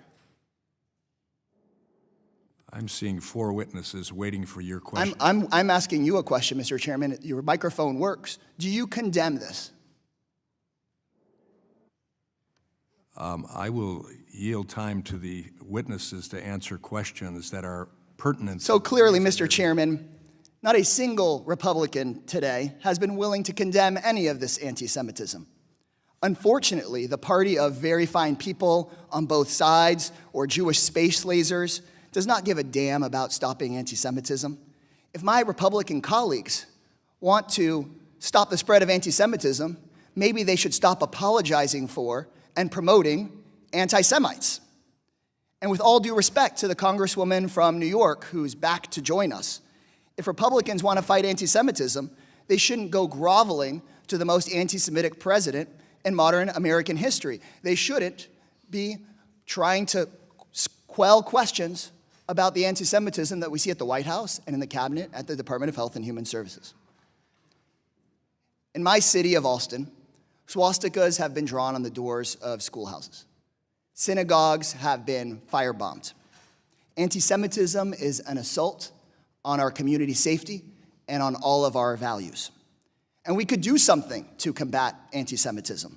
In Congress, we could strengthen the Department of Education's Office of Civil Rights. But instead, Trump has cut it, and my Republican colleagues have done nothing about it. Congress could strengthen anti-hate crime programs to address anti-Semitic violence. Trump has cut those programs. Again, Republican members of Congress done nothing about it. We could fully fund the security programs we have for Jewish nonprofits and synagogues, but Trump has frozen those programs. So Republicans have called this hearing on anti-Semitism, but they've cut back our ability to address hate crimes, have cut back our ability to protect synagogues, have cut back our ability to protect students from discrimination. But what they have ramped up is deporting students for writing op-eds in their campus newspaper advocating for peace. What they have ramped up is arresting nonviolent professors and students, Jewish and not Jewish, just because they dare talk about the killing and starvation in Gaza.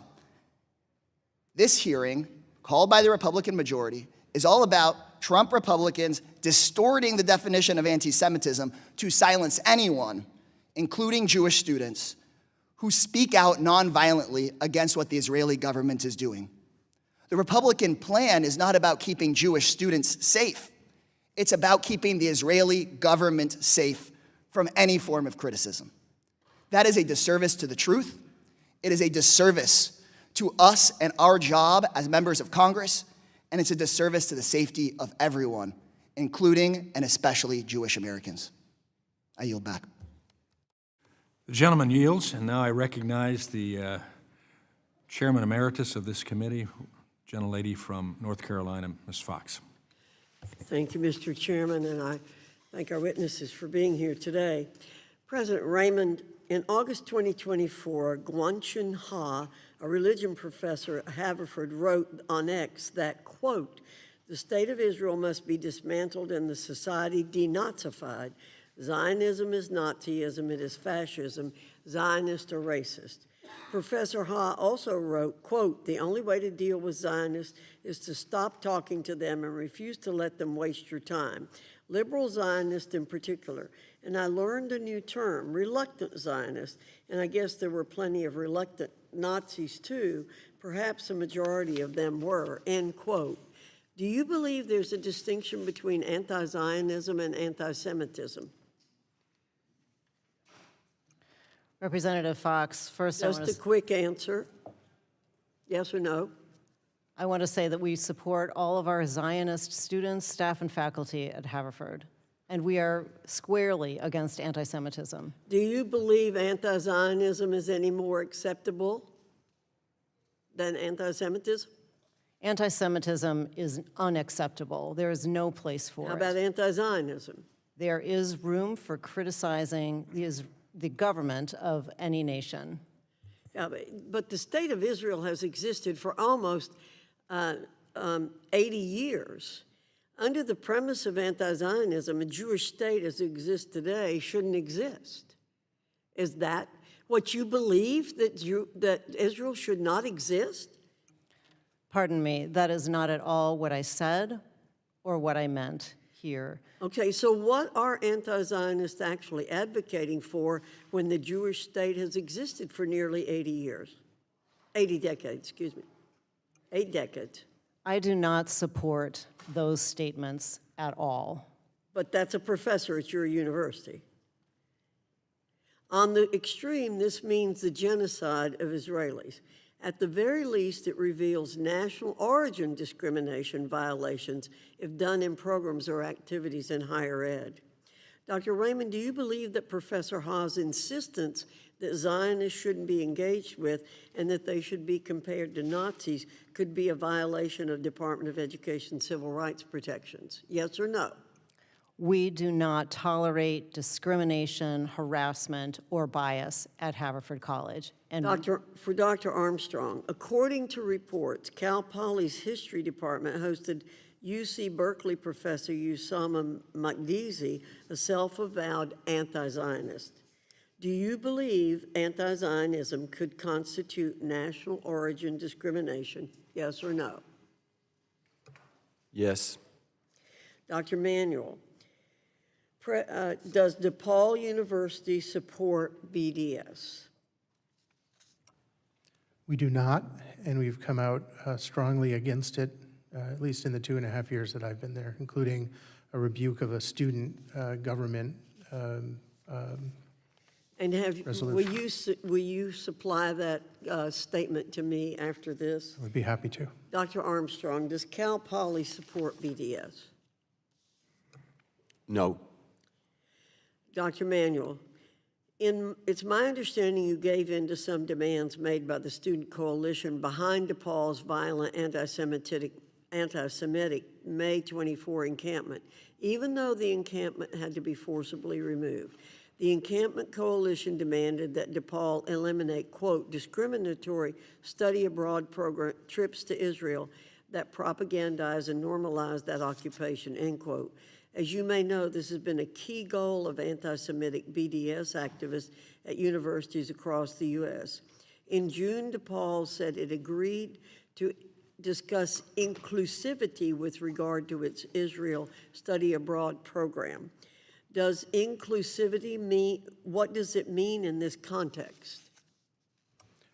Thank you for the question. The 10 demands that were delivered by the students were rejected, and none of them were adhered to. None of them were agreed to. Okay, my question is, what does inclusivity mean? I believe that the program you're talking about, students were concerned that there was a limitation on who could take it based on visas given from Israel. And we still support that program. Do you commit to continuing the university study abroad program in Israel? We commit to studying, to continuing all study abroad programs through and compliant with the law. Do you commit to rejecting changes that demonize or delegitimize Israel? Yes. And do you commit to ensuring that the study abroad program affirms the Jewish people's right to self-determination? Yes, I believe self-determination and the right for Israel to exist is a primary function. Thank you, Mr. Chairman. I yield back. I thank the gentlelady. I recognize the gentleman from Georgia, Representative Allen.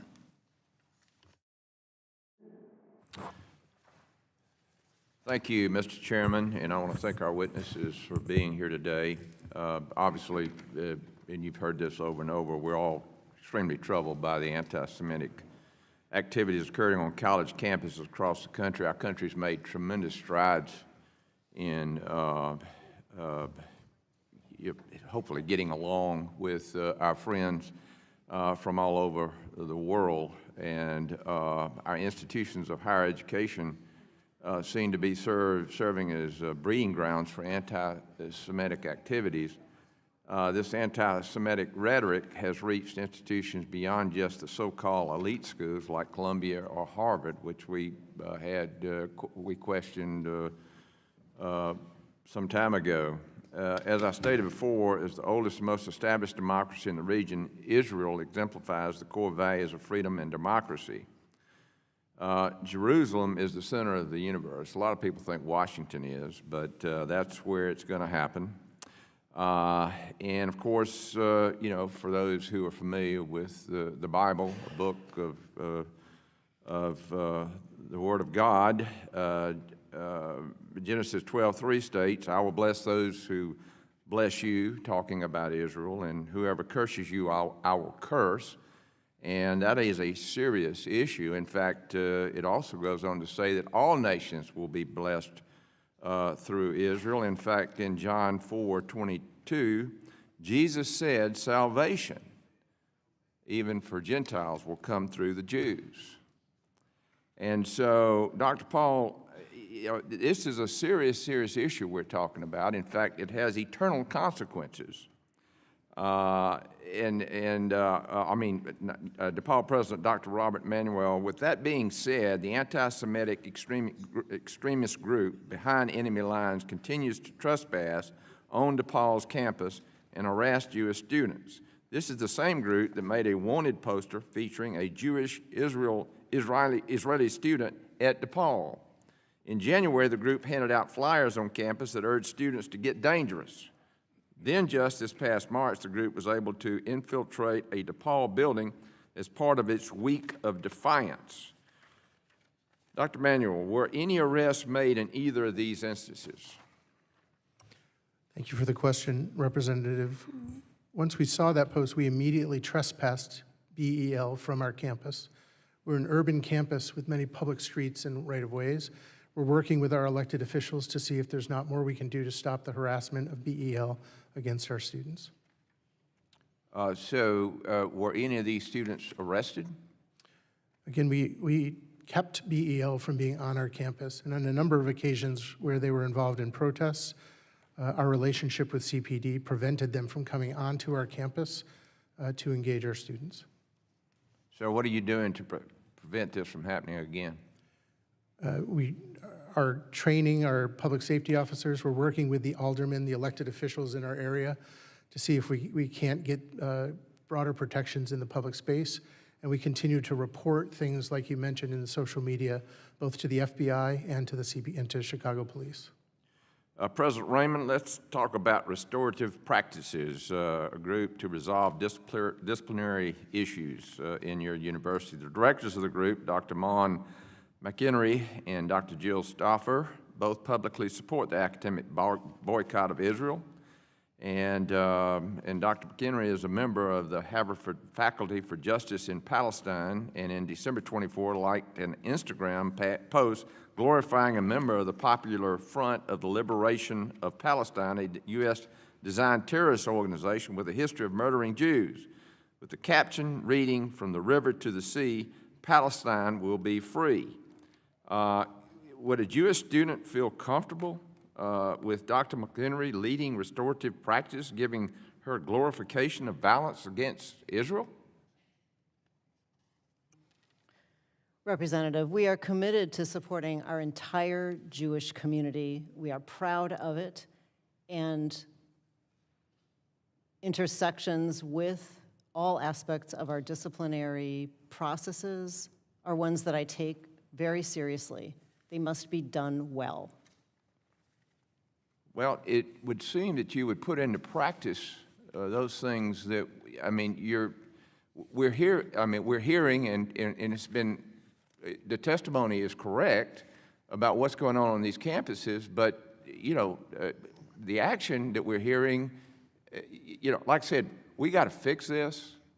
And so with that, I'll yield back, Mr. Chairman. I thank the gentleman. I recognize the gentleman from Utah, Vice Chairman of this committee, Representative Owens. Thank you, Mr. Chairman. It is really unfortunate that it's been over a year since our first hearing on anti-Semitism, a year and a half since October 7th, and we're still talking about rooting out anti-Semitism on our college campuses. The vision of our educational institutions from our very founding has been tied to the aspirations of our nation stated in the preamble of the Constitution to become a more perfect union. We are failing our kids. What are we getting instead? Students graduating with enormous debt, knowing nothing about our country's history, culture, vision, or sacrifices. Students who are angry, lacking common sense and common decency toward anyone who looks different than them or holds a different opinion. Our educational institutions become the feeding grounds for Marxists, an ideology that abhors our culture of faith, family, the free market, and wisdom through education. Young people who supposed to be our future leaders are being taught to hate America and hate Israel. And they have no shame in running around in gangs, hiding their faces as they burn and break other people's property. They intimidate, threaten, and attack people who they don't know because they've been taught to hate by their college professors. These cowardly bullies feel no threat about accountability because the adults in charge have empowered them to negotiate their anti-Semitic views on their terms. We're seeing too many words and too little action. As an observation, as someone who grew up in the Deep South, 1960s, Jim Crow Deep South, the KKK would have loved the environment that we're now seeing on too many of our colleges. And many of them would have graduated with honors. With our new administration, the majority in the House and the Senate, this is going to come to a screeching halt. Accountability is back. Dr. Raymond, Harvard's social honor code, which students are required to pledge to commit, states that the acts of discrimination, microaggression, and harassment, including and not limited to acts of racism, sexism, homophobia, transphobia, classism, ableism, which I have no idea what that is, tokenism, cultural insensitivity, discrimination based on citizenship status, discrimination based on religion, and discrimination based on natural origin, accent, dialect, or usage of the English language are devoid of respect and therefore, by definition, violate this code. First of all, Doctor, who made up this code? Who's the authors of this code of conduct? Our honor code, which is both governing our social action and academics at Haverford, is written by students and approved by students. Sounds like it. And I then take responsibility. Sounds like students that have been taught how to be Marxists, by the way. This part of this here is the uses of the English language. Is that now a form of discrimination? I see this in the code. The usage of the English language. What does that have to do with the code of conduct? We are actively revising that code to better meet the moment. All right. They also state that Haverford students commit to being actively anti-racist and particularly commit to rejecting anti-blackness, recognizing white privilege, challenging structures of whiteness and white comfort, and crediting the work of Black, Indigenous, and people of color, and especially women of color. So are Jewish people considered white privilege by chance? We do not tolerate any discrimination or bias at the college, and as I said, that code is under active revision. I would suggest that you put somebody in charge that are adults, all right? Because obviously this is from folks who've been trained how to hate, and now it's becoming a policy of the college, which should not be acceptable. Dr. Manuel, first of all, I'm impressed with the actions you're saying you're going to take. We look forward to following up on that. I think part of the problem is what's the teaching that's going on in between. You have someone, Taryn Webb, who made this, some very appalling statements about Jewish people. Says it's a historical fact that American Jewish immigrants have always been the foundational building block for white supremacist infrastructure in this country. He also said the state of Israel, much like U.S., is facilitating a white supremacist racial caste. Let me just say this, leadership has to figure out how to get rid of this rot within your colleges.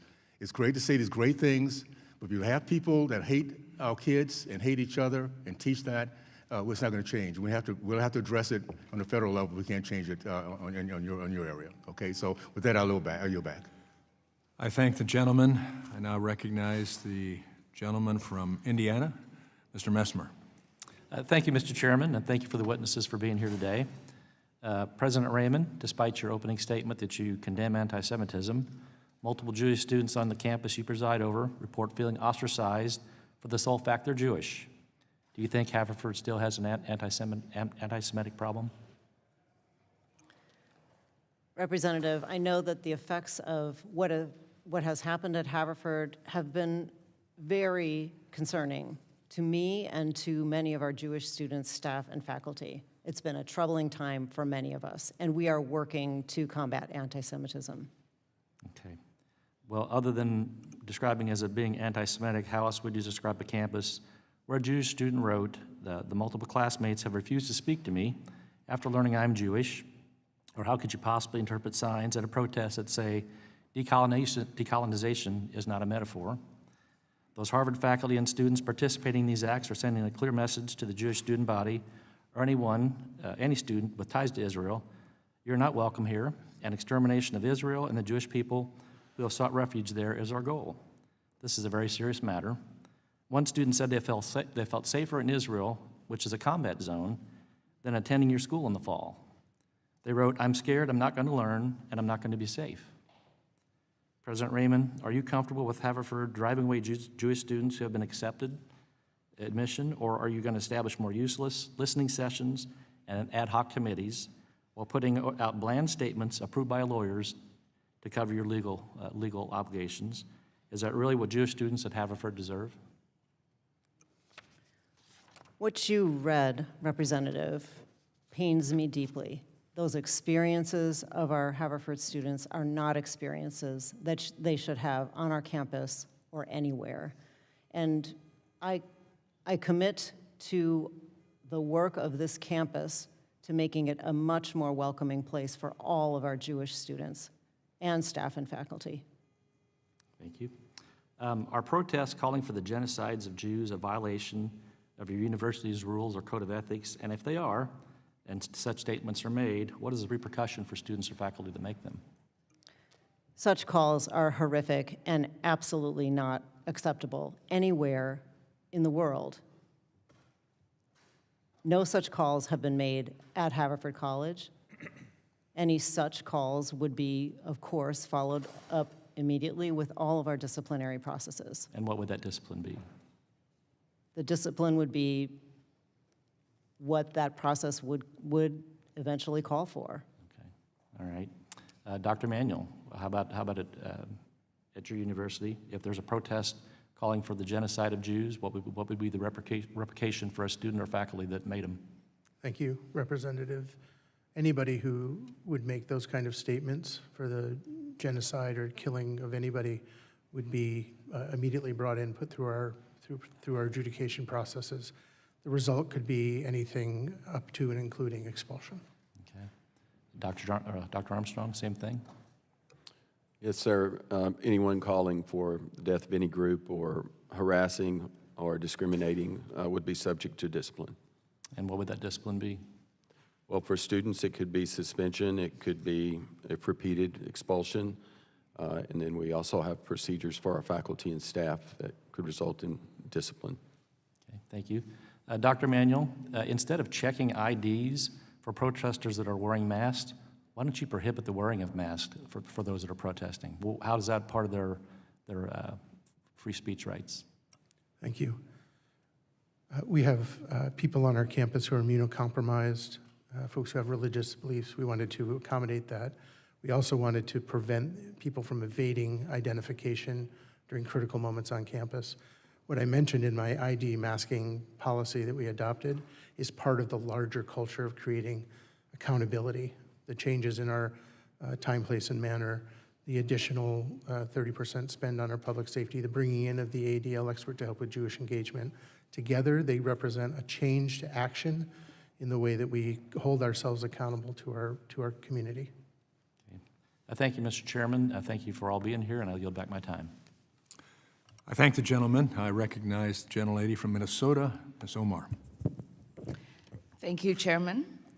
It is abundantly clear that the cynical work of the majority party on this committee is now being expanded and weaponized by the administration seeking to squash dissent. We are seeing the heavy hand of the state through this administration and the body being brought down against students and faculty for engaging in protected speech. We saw this in the case of Mahmoud Khalil, who on March 8th became one of the first student activists to be detained by ICE, despite not being criminally charged and despite the agents lying about having a warrant. We saw this in the case of Mohsen Mahwadi, who was abducted by ICE at a citizenship naturalization interview for his role in campus protest. We saw this in the case of Romeza Oztak, who was accosted in broad daylight by a group of masked and unidentified agents after writing a critical article in her student newspaper last year. And there have been more. Georgetown professor Badar Khan Suri, PhD candidate Ranjani Srinivasan, a 21-year-old student Yunsan Jang, and many more. Political protests, anti-war protests, pro-Palestinian protests, this is all protected speech under the First Amendment, regardless of citizenship status. Using immigration authorities to target, abduct, and illegally detain non-citizens for their activism is clear violation of their rights and a hallmark of an authoritarian government. As Mahmoud Khalil wrote, from inside the Louisiana Detention Center, where he remained for 60 days, who has the right to have rights? And as Mohsen Mahwadi wrote after being freed from detention, when they look at my case, all Americans should ask themselves, what is left of our democracy and who will be targeted next? In 1987, almost 40 years ago, 8 immigrants in Los Angeles were arrested as a result of their pro-Palestinian activism, in a shockingly similar circumstances as the arrests and the abductions by ICE that we are seeing today. Professor Cole, you legally represented the LA 8 for 20 years against the US government. After the charges were dismissed, the judge called the proceedings an embarrassment to the rule of law. What similarities have you seen between that Cold War era case and the cases we are seeing today? And what findings were made at the time regarding the First Amendment rights of non-citizens? Thank you for that question. There are many parallels. The charges actually against the group of Palestinian students back then, the initial charges were being advocates of world communism. So the McCarthyism trope was used against them at that time. We challenged that provision of the McCarran-Walter Act in court, arguing that all people in the United States have First Amendment rights, whether you're a citizen or a non-citizen. The Supreme Court has said even corporations have speech rights because the First Amendment protects speech, not speakers. And the court agreed and struck down that provision of the McCarran-Walter Act, saying all persons, including foreign nationals in this country, have the same First Amendment rights. Mahmoud Khalil has the same First Amendment rights. Badar Khan Suri has the same First Amendment rights. And yet this administration is targeting them for nothing more than speaking out in ways that the administration disagrees with. That is contrary to the core principle of the First Amendment. In the same way that the effort to use charges of anti-Semitism to target universities and try to micromanage how they discipline particular incidents is contrary to the core conception of the First Amendment. Mr. Cole, it is refreshing, Professor Cole, it's refreshing to have a witness who understands the illegitimate McCarthy-like approach the majority is taking on this committee. For them, it is easy to target people's rights to speech and to assemble when they advocate for Palestine. It is easy to dismiss the rights of those who are not yet citizens. Professor Cole, from your decades of experience as First Amendment scholar and champion, does it ever stop at the easy targets? No, it doesn't stop at the easy targets. And you can, again, look back at McCarthyism. It was targeted at a problem. There were communists in this country that were spying for our enemy. But that's not what the McCarthyism was about. It was not about identifying those spies. It ultimately reached millions of Americans who were subjected to investigations. People lost their jobs, were blacklisted, merely for their ideas. The gentlelady's time's expired. Yeah. And I will say those who don't learn from history repeat it. So thank you so much. I thank the gentlelady. Now I recognize the gentleman from California, Mr. Kiley. President Raymond, there's a professor on your faculty, Professor Mendelson, is that correct? Yes. He's an Israeli professor, and he has posted that Haverford College's student body is led by Hamas apologists and tainted by anti-Semitism. He said, if I'm a parent of a Jewish student, I will not send them to Haverford College. Do you think there is reality reflected in his sentiments? I'm sorry, I didn't hear you. Do his sentiments reflect a reality on that campus? I think that Professor Mendelsohn has the right to express himself as he wishes, and I do not think that that expresses the overall reality at Haverford. Was he investigated by your administration? I will not talk about individual investigations. Okay, I'm not asking you the content of the investigation. I'm saying yes or no, was this professor investigated? I will not talk about whether an individual... I think we'll take that as a yes. You have professors who are making anti-Semitic comments, who are inciting violence. Rather than investigate them, you investigate the Israeli professor who is calling attention to the horrors that are taking place on the campus. There was an incident in 2024 where you had posters for Chabad events, for other events of the Jewish community, for anti-Semitism events that disappeared, and you said this was from benign mechanisms, and you said it was the wind. Was it the wind that caused the posters to come down? We do not tolerate any discrimination or bias. That was nowhere close to my question. Was it the wind that caused these posters to come down? Like you said it was? When posters are taken down intentionally, not by the wind, then that would be anti-Semitism. An odd kind of wind that only goes after one particular type of poster. There was also an event on your campus that you've acknowledged by the ADL, the Anti-Defamation League, that was disrupted, at an event specifically designed to counter anti-Semitism. You had anti-Semites that came and disrupted it, and apparently the only thing you had them do was write a letter of apology. Is that correct? Having that disruption of that anti-Semitism awareness event was not acceptable and a horrible moment. And so all they had to do was write a letter of apology. There was also, apparently, donuts were going to be ordered for commencement from a Jewish bakery. A group of anti-Semites on campus asked for a boycott, saying, say no to blood donuts. Did you abide by their calls for a boycott? We purchased and enjoyed those donuts. Did the students receive the donuts? They were eaten at commencement. They were eaten. That's an odd passive voice. Pardon me. Did the students get any? They were available at commencement. To students? They were, yes, they were available during the commencement. Okay, to students.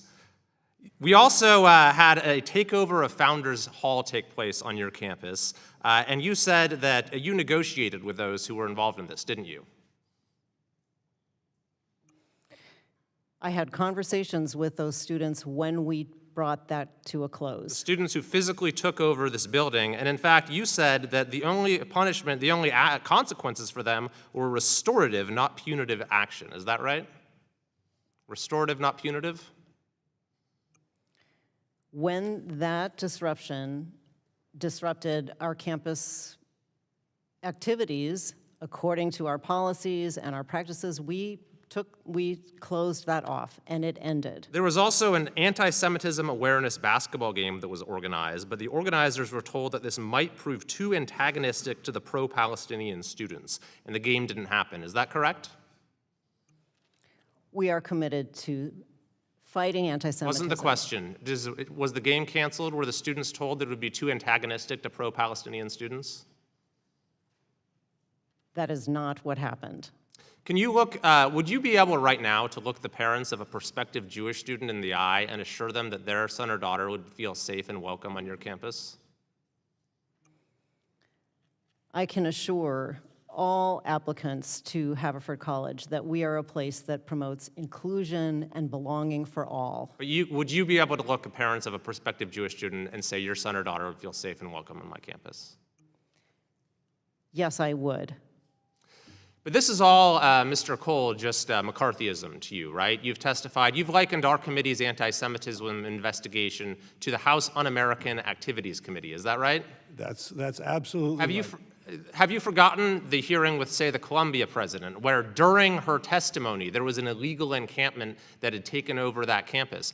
The House Un-American Activities Committee's problem was that it was dredging up distant affiliations, real or imagined, in order to impugn people. Nothing could be more different than what's going on. I don't know if you've talked to the students at places like Haverford or Harvard or Northwestern or UCLA who are afraid to wear a Star of David, are afraid to wear a yarmulke, are afraid to express their identity in any way because they'll be ostracized, they'll be subject to discrimination, to potentially acts of violence, who have to face checkpoints from anti-Semitic lunatics on the campus, not letting them even access public facilities or cross the quad. Nothing could be more different. This is a shocking problem that has engulfed much of higher education and had been building for many years, but in particular over the last year and a half. And I simply cannot believe that you would say that the Democrat witness from the ACLU would come here and liken this to McCarthyism. We have a long way to go in reforming higher education. I yield back. Can I respond? I thank the gentleman from... Do I get to respond or no? Did the gentleman respond? The gentleman can respond when he's given the opportunity. I now recognize the gentleman from California, Mr. DeSaulnier. Mr. Cole, I want to give you a chance to respond on my time, and I just want to agree with your sentiment.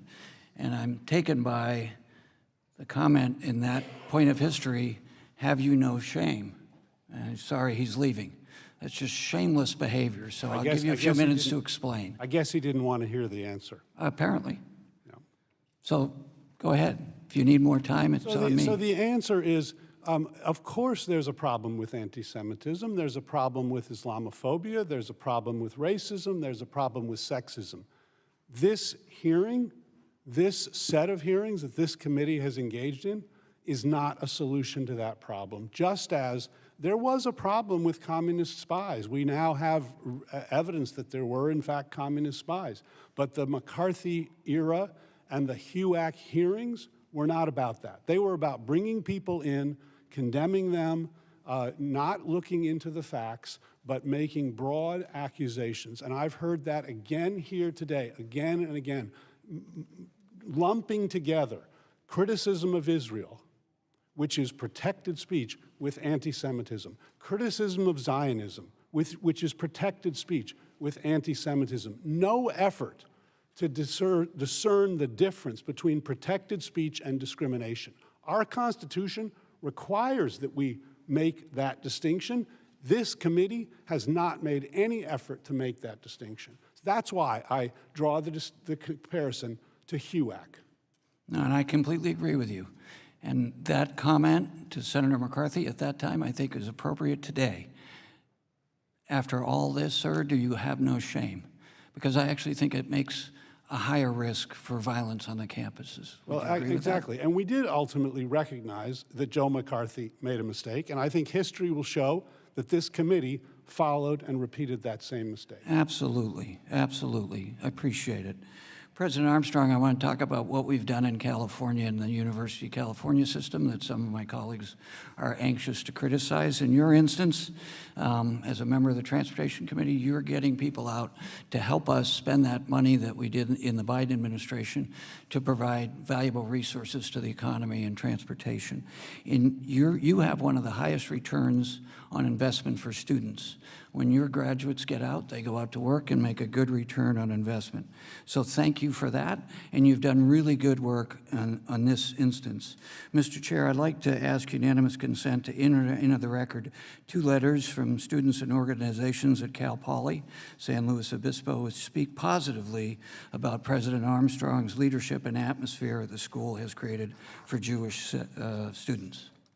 I'd ask unanimous consent, Mr. Chairman, to submit those to the record. Without objection, to be submitted. So can you follow up on your work with local police who have jurisdiction over this at Cal Poly that's been successful to protecting all of your students, particularly Jewish students? Yes, thank you for that question. We work very hard to make sure all students have a safe learning environment.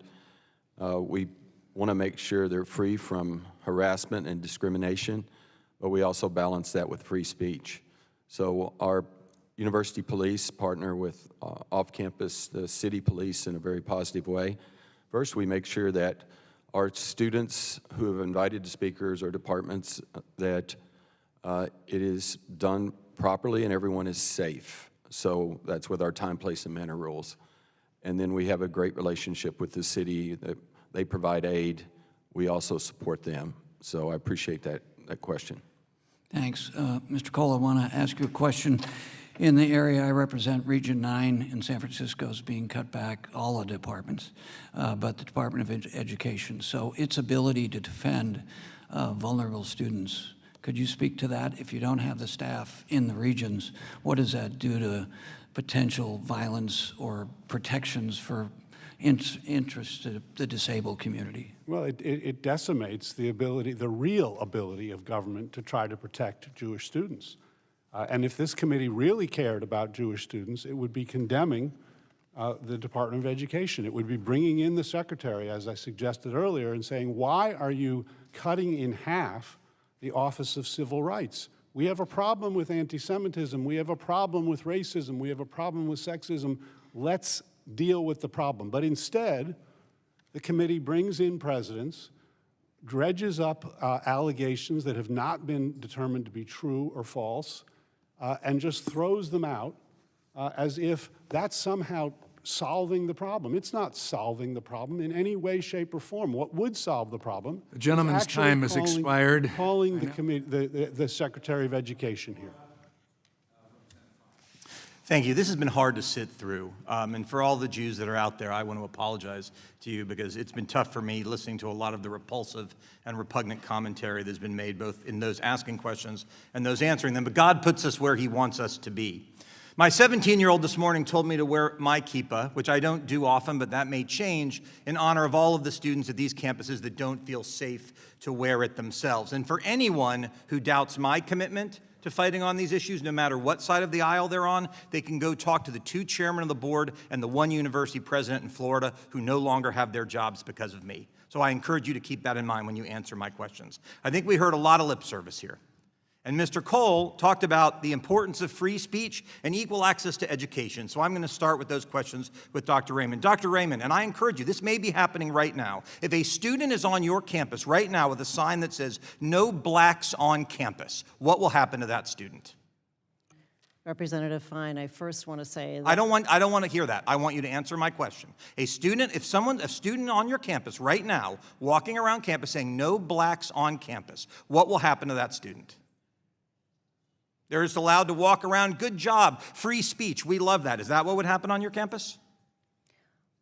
No. Okay, good. Would they be invited to go get an education somewhere else, which is what I hope the answer is? It would be the same as someone who is inappropriately. Would they be kicked out of campus if a student walked around your campus saying, "No blacks on campus"? Or would we sit around a drum circle and talk about how great it is? What would happen? Would they be kicked off?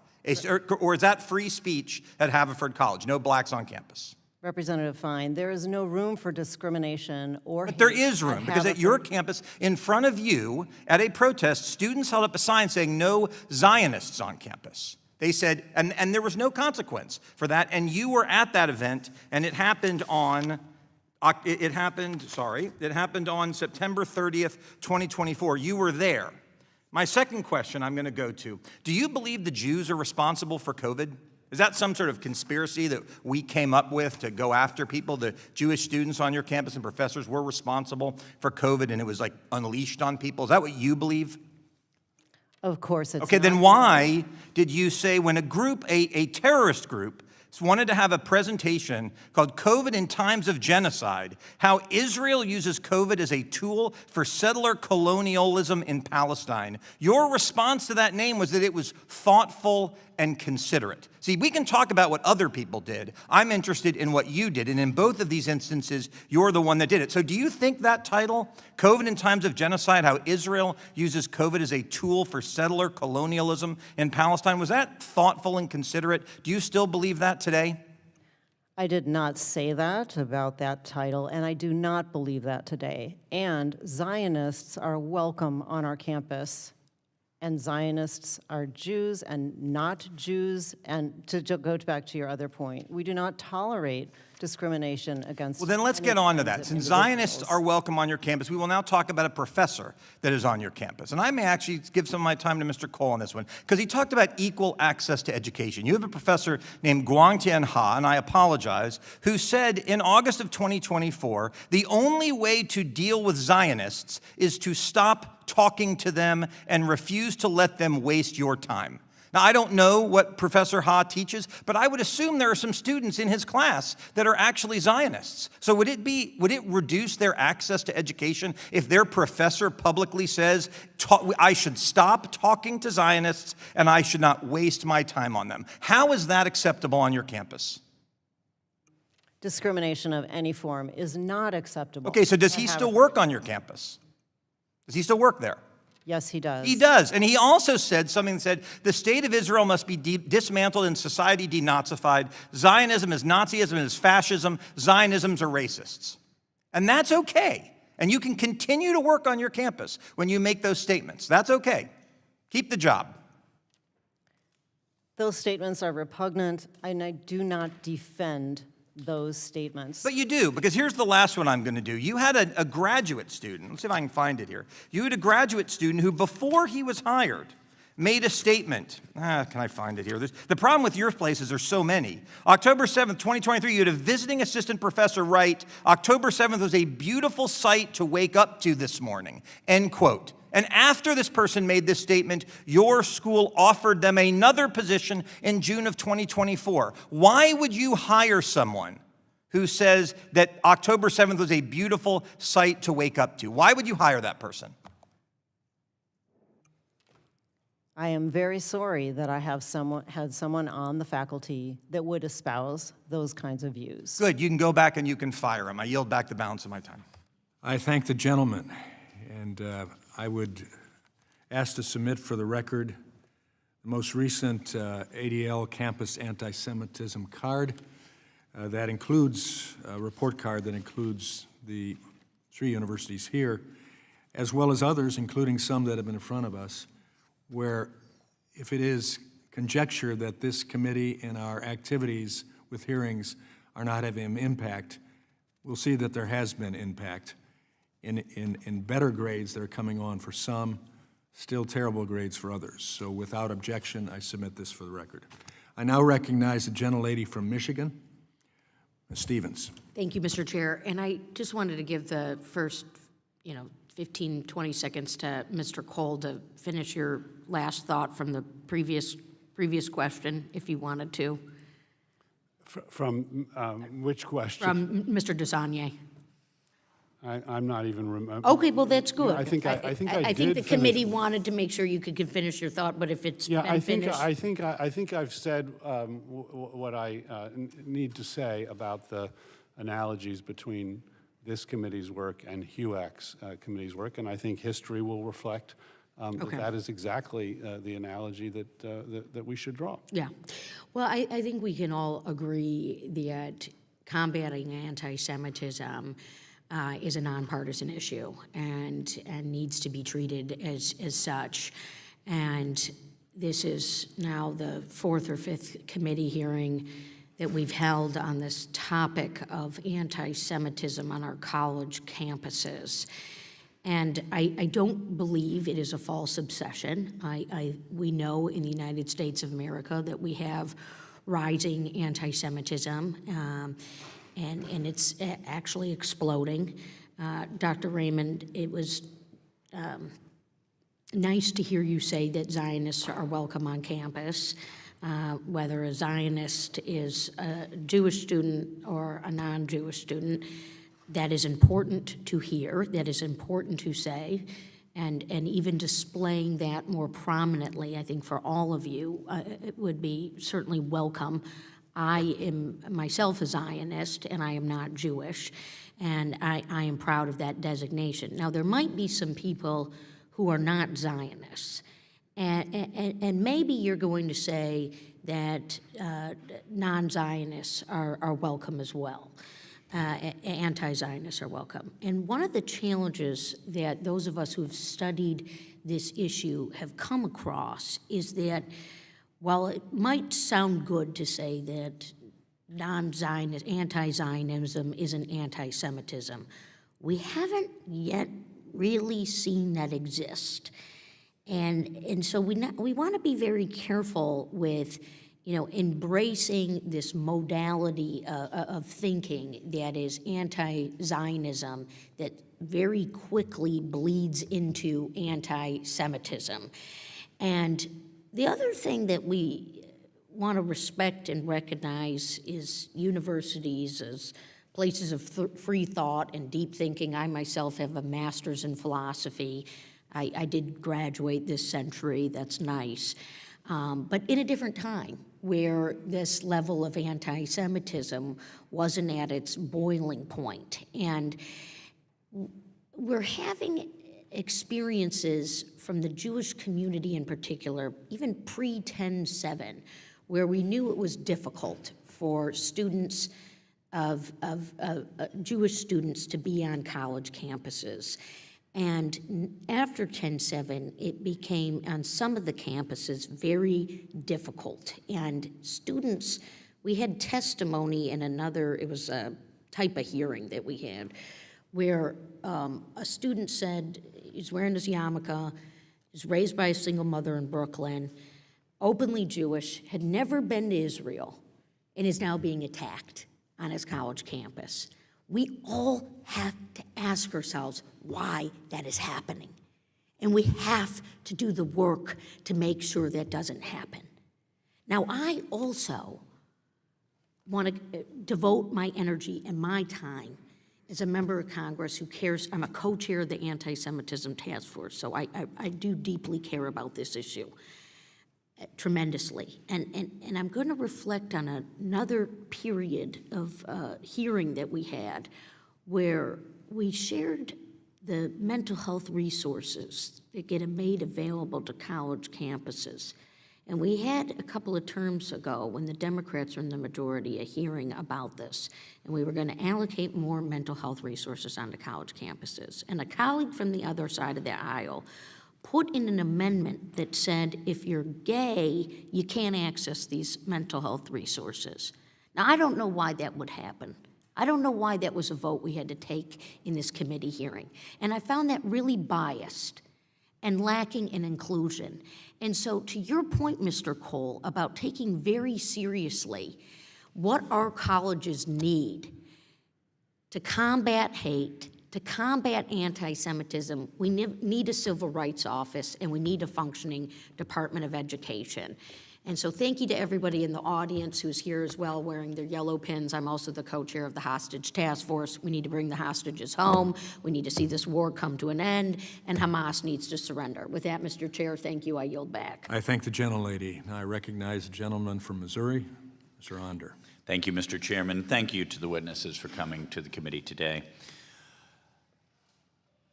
Ms. Haverford, President Raymond, as you mentioned in your testimony on September 30th, 2024, the Anti-Defamation League held a presentation on Haverford's campus entitled Anti-Semitism 101. Unfortunately, many of your students decided to disrupt the event, for example, by chanting through a megaphone, "From Gaza to Lebanon, Israel will soon be gone," banging pots and pans, and holding signs with statements including "No Zionists on campus." President Raymond, yes or no, do you believe that is an incident of intimidating Jewish students and an incident of anti-Semitism? I do believe that is an act of intimidation, yes. Okay. And, you know, I understand that it's not necessarily anti-Semitic to condemn particular aspects of Israeli foreign policy, but in context, would you agree that using the term Zionist in that context, it's a synonym for Jew? I am committed to supporting our Jewish community. Do you think those protesters knew the foreign policy views of every Jewish student on campus? I mean, in context, no Zionists on campus, no Republicans on campus, no Libertarians on campus. I don't think they're talking about Jews. They're talking no Jews on campus is what those protesters mean? The representative before me, and I said also myself, that Zionists, and I think you know this too, that our Zionists are Jews and not Jews, and we do not accept discrimination against anyone at Haverford. Were any students involved in that incident disciplined? Were any expelled, suspended, or otherwise subject to discipline? We did put through discipline some of the students that were involved in disrupting that event. And we learned from that event to have clearer policies, which we now have, on what it means to disrupt through noise outside an event. Can you give us numbers of how many students were disciplined and in what ways? I will not give numbers or specifics. You were similarly evasive with Chairman Wahlberg, but your colleagues gave us numbers. Why are you not? Can you cite a federal law that doesn't allow you to do so, or are you more ethical than they are because you're protecting students' privacy better? We're not asking for names. We're not asking for social security numbers or dates of birth. We're asking for numbers. My top priority is the safety and well-being of our students. You're not going to give us the information. We follow all of our disciplinary practices, which can, depending on what has happened, result in suspension or expulsion when appropriate.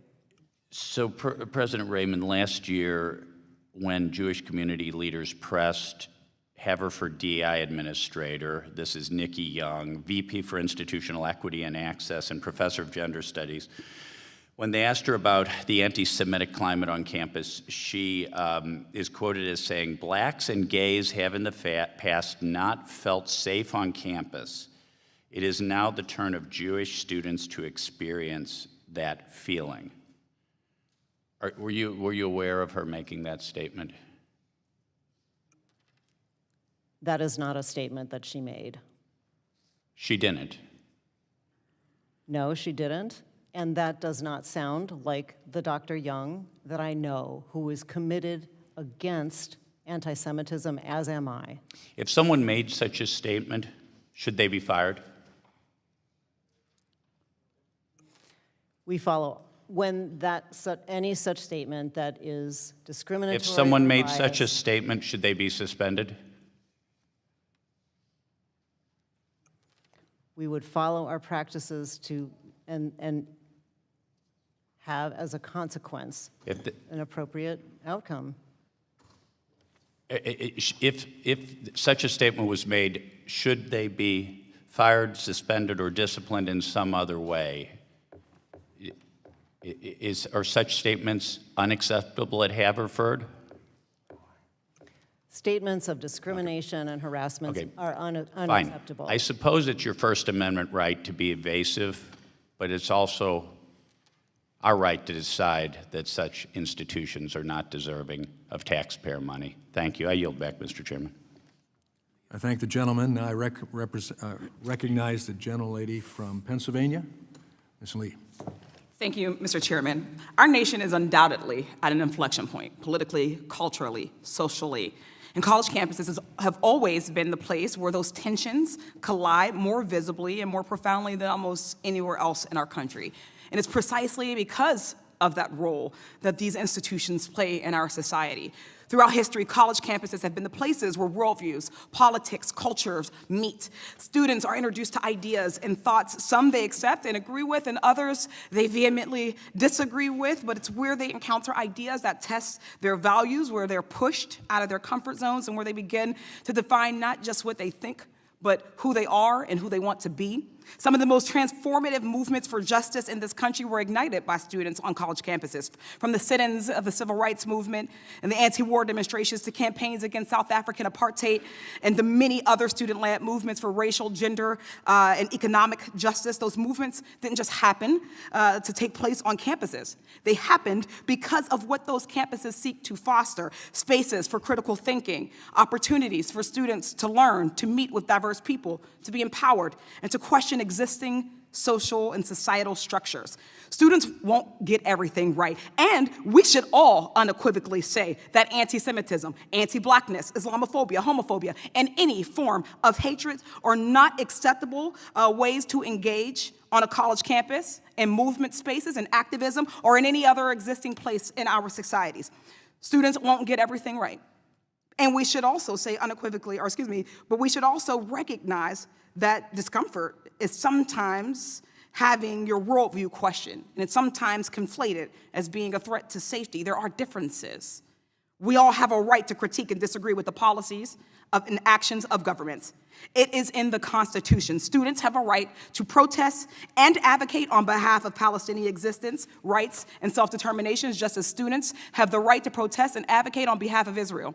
But now, that tradition of protest, academic freedom, and the core principle of free speech is under attack, not genuinely in the name of safety or student well-being, but under the guise of control used to suppress the voices of marginalized groups and criminalize dissent. The colleges and universities before us today have a dual obligation to both ensure the safety of their students from anti-Semitism and all forms of hatred, while allowing critical discourse to continue. Suppressing students' right to protest is an entry point for the erosion of civil liberties, and that's how democracies die. And that brings us to why we're here today. The majority in this committee convened us because they, even if people who really are impacted by this, but they are further villainizing higher education while using Jewish students and anti-Semitism as a scapegoat. So I have a question. It is imperative that we create a campus environment that is diverse, inclusive, safe, equitable, without compromising free speech and academic freedom.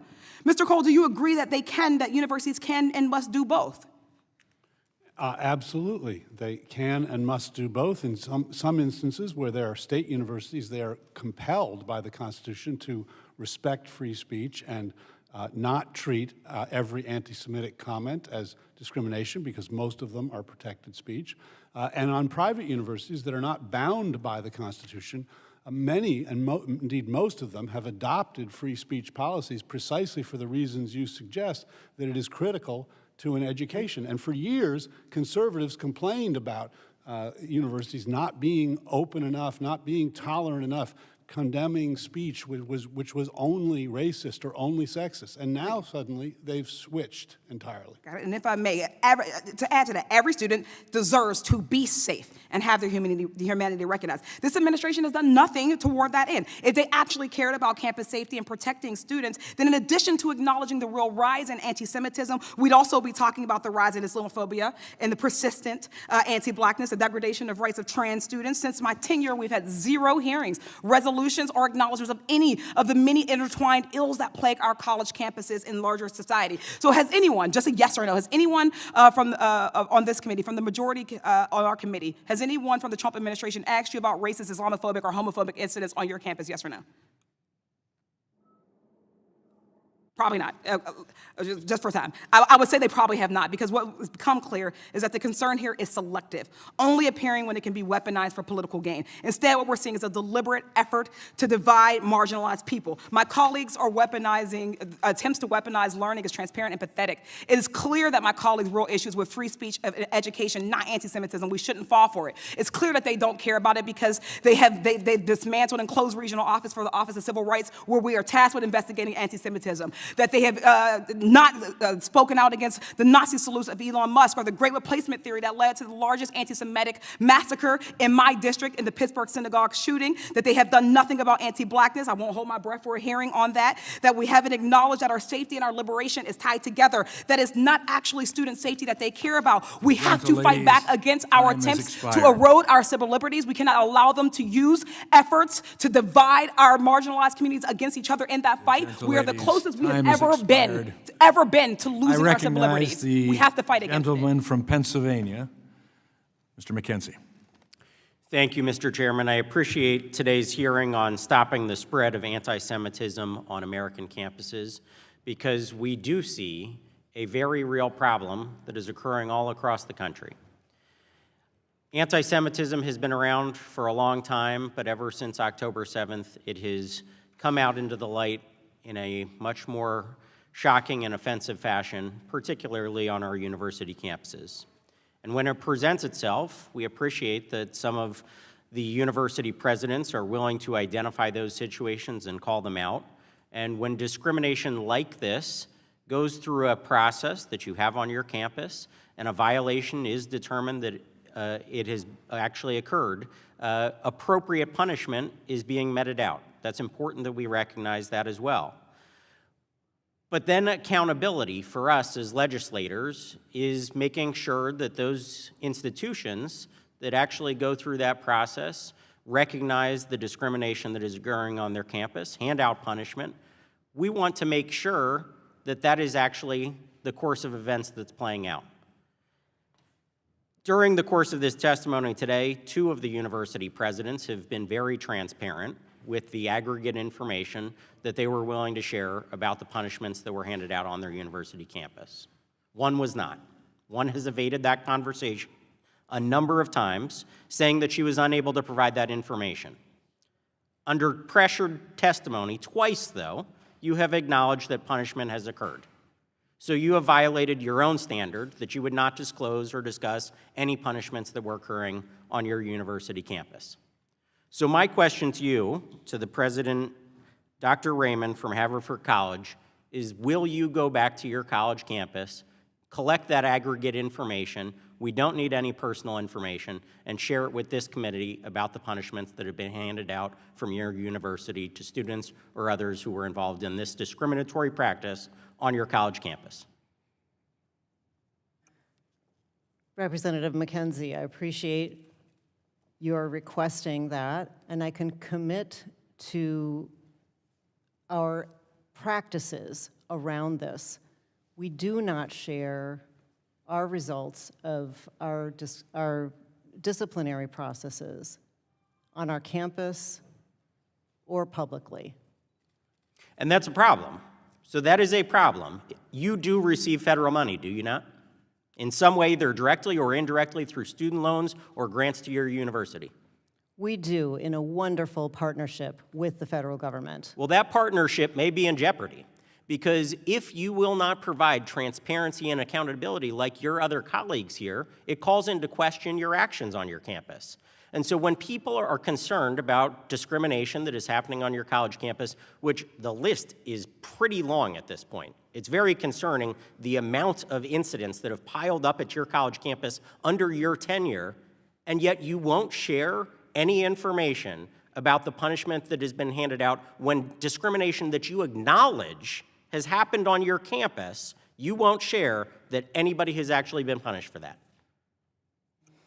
Representative, the effects of what have happened at Haverford on our Jewish students and community are real and deeply troubling to me, and I am in this work, committed to getting it right.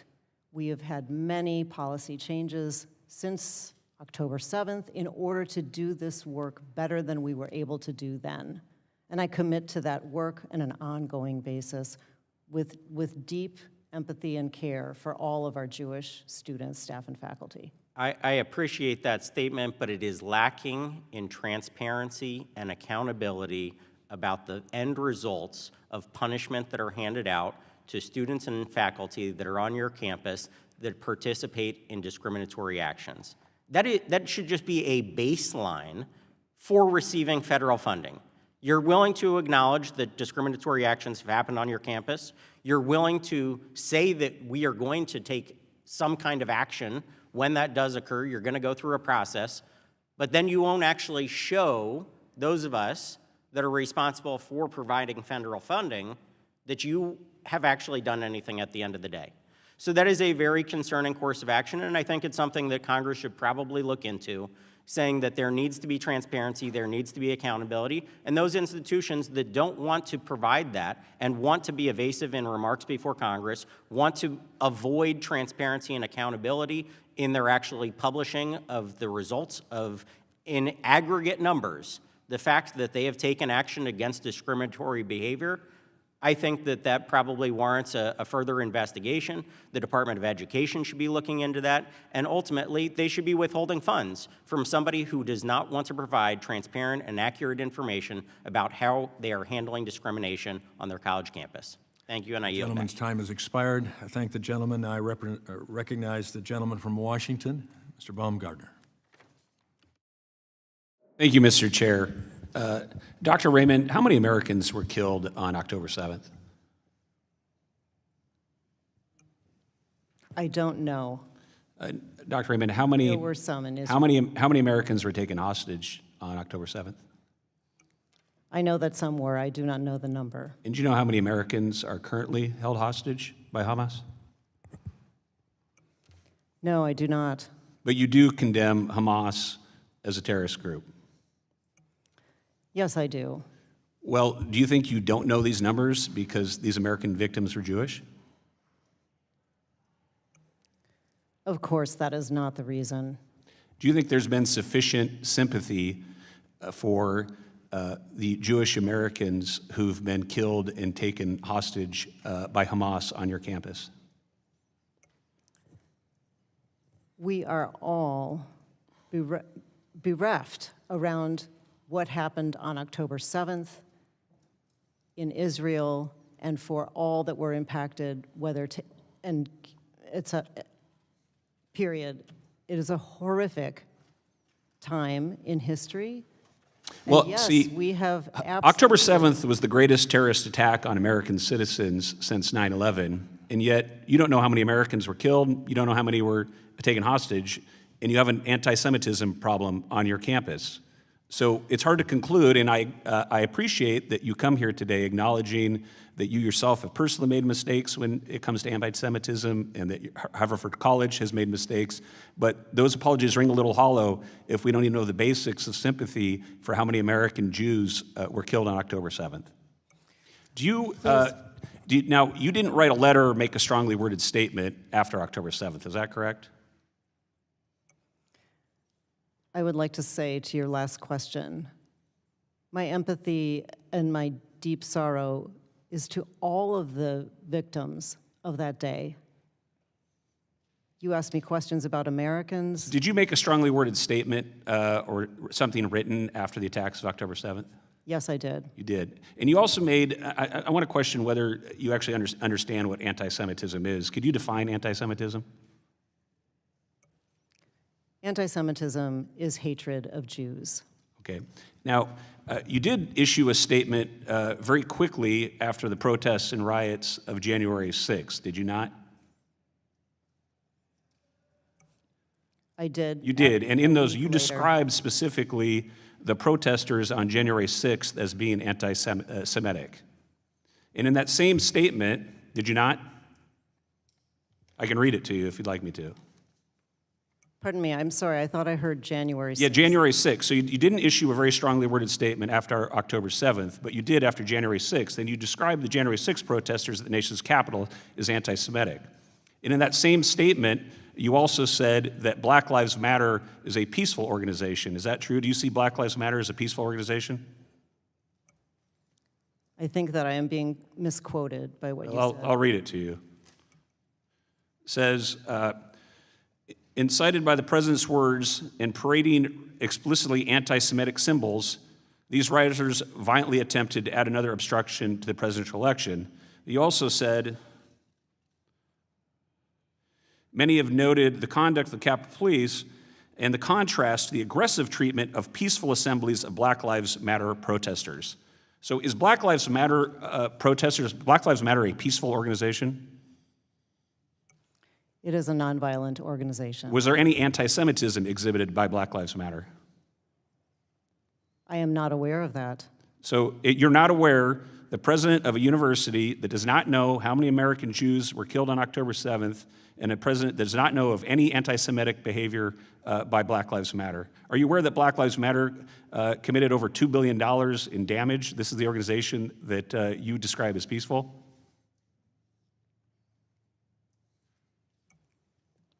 Representative, I may not know those facts that you have asked me about, and what I do know is that as president of Haverford College, I'm committed to creating... See, what I think is that your apology rings hollow. I think it's politically convenient for you now to come cap in hand to when folks like Republicans are serious about anti-Semitism and you have federal funding on the line, you'll come here, and yet in your background, you have displayed behavior failing to significantly condemn the attacks of October 7th, not as a university president at a prestigious university, not being aware of the suffering that American Jews have suffered perhaps because they are Jewish, and then describing an anti-Semitic group like Black Lives Matter as a peaceful group, when anybody who even had turned on the television and watched the news knew that they were committing billions of dollars in damage and violence across this country, and that they have deep anti-Semitic roots. I yield back. I thank the gentleman. I recognize now the gentleman from Wisconsin. Mr. Cole, if somebody issues statements which are critical of Islam as a religion, is that protected speech under the First Amendment? Sure. If a Christian minister attacks the gay lifestyle, is that protected speech under the First Amendment? Yes. Wow. What, I'm sorry? I said, wow. Okay. Thank you. Now, by the way, you got those answers right. Thank you. I'd like to ask our professor something. I've had this job now for a little over 10 years, and I get around to all sorts of groups and talk to people. The number of people I talk to is just beyond belief. I have yet to hear, and I think I would have remembered if I heard it, any what I would call anti-Semitic remarks. Nevertheless, we seem to have a problem in all these universities in which anti-Semitism seems to be somewhat prevalent. Do you want to take a crack as to why anti-Semitism is, I think right now, tiny in the United States, but the only place it seems to be common is on university campuses?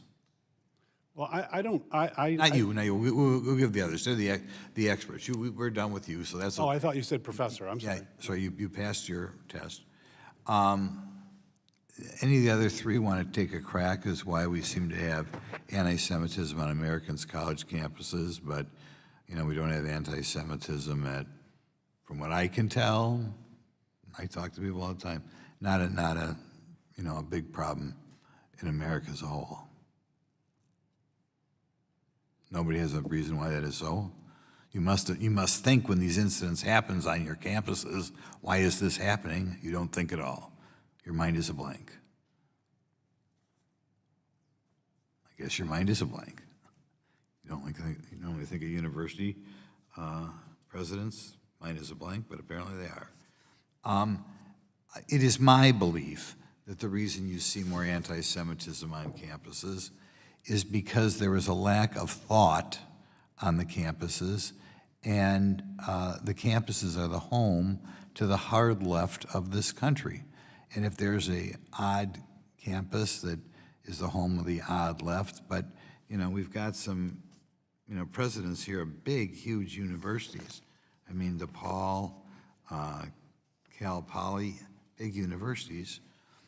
But I think there is, for example, very little people who would be described as Christian conservatives or Republican, and I think that the Zionism of the more liberal element right now in this country is including anti-Semitism or a bizarre obsession with protecting Hamas. I guess I'll put it that way. Do you feel, do you say if you had to take a shot, we'll start out with Ms. Haverford here, Ms. Raymond, Dr. Raymond, do you have a crack at, of your professors, what percent you would think would vote for, say, a Donald Trump, and what percent would vote for a Kamala Harris, or even further left-wing type candidate? Representative, we do not ask. You must have an that idea. question You must have an idea. You talk our to people. faculty. You have no idea. No idea. We don't know. Maybe 80% were for Trump. You have no idea. Not even in the individual department you have any idea. I do not, and I'm not interested in that kind I of don't believe information. that, but okay, you can say that. How about Mr. Manuel? Thank you. Like Haverford, we don't track. I know you don't We have track, about but you must have an opinion. You talk to 1,200 people. faculty on campus, and I can tell you that our practices have protected both conservative and progressive voices in our work. You have no idea. Okay. Mr. Armstrong, I mean, you must talk to people. Everybody talks about the election last October. Do you feel you have kind of a angling to the left side big time on your campus there in California? We have the vast majority of our faculty and staff, they really focus on student success. We have a high STEM population. Nobody wants to take a crack at it. Well, okay.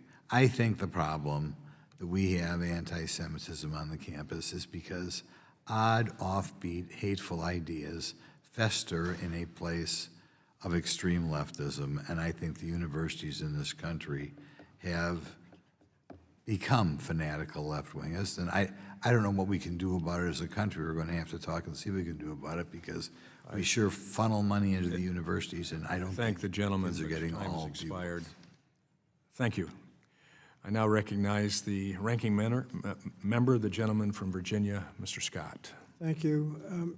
Mr. Cole, can you say what the effect on effectively addressing anti-Semitism is when you ignore race, national origin, disability, gender, and other religion forms of hate? Well, you're not addressing the problem in a neutral, across-the-board way, and that calls into question the genuineness of your concern for discrimination. Thank you. You talked about the hearings like this being problematic because there's been no factual investigation. Jobs have been threatened. Can you say another word about why we need an actual investigation rather than hearings like this? Yeah, the line between protected speech that is anti-Semitic and discrimination that is anti-Semitic is a hard line to draw. But it's a line that our Constitution compels us to draw. It's not a line that I've heard a single Republican care about on this committee, but it's a line that the Constitution requires us to draw. And how do you draw that line? You engage in close consideration of all the facts and circumstances around an incident. You don't just take a letter from a student, you call in the student, you call in other people who witnessed the incident. You determine what actually happened based on often competing accounts. And then you make a determination based upon those facts. That's what faculty committees do when they consider these kinds of complaints. That's what OCR did until it was decimated by this administration. That is not what I have seen this committee do in 8 hearings. I haven't seen them do that in a single instance. And instead, all they've done is bring in presidents and berate them based on the committee's version of the facts, which may or may not be true. Thank you. And you've made the point that you have complain and blame without facts to cut back on Office of Civil Rights. Are you familiar with the Community Relations Service at Department of Justice? Absolutely. How could they be helpful? They're helpful because they were designed to affirmatively, proactively get at discrimination by getting people to work together, by supporting, not by prosecuting, but by going in and affirmatively supporting areas and communities where there is division. That's what we need. We don't need, speechifying by Republicans. We need actual efforts on the ground to deal with the problem. And of course, that's under attack, and in the president's budget, it seems to be left out. Absolutely. I would ask the presidents, the first question that was posed to you was something along the lines of, insofar as each of your campuses are hotbeds of anti-Semitism, can you give us some statistics? I forget what the rest of the question was.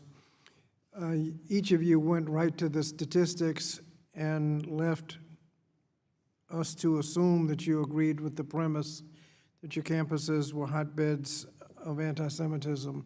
Anybody want to make a quick comment on whether or not that assumption is accurate?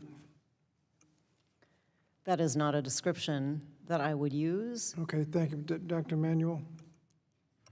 I would not use that description either, and I would note that our retention rates for Jewish students are up slightly over 5 years, as are our Well, I'm just talking about the question. You let it slide by. Dr. Armstrong?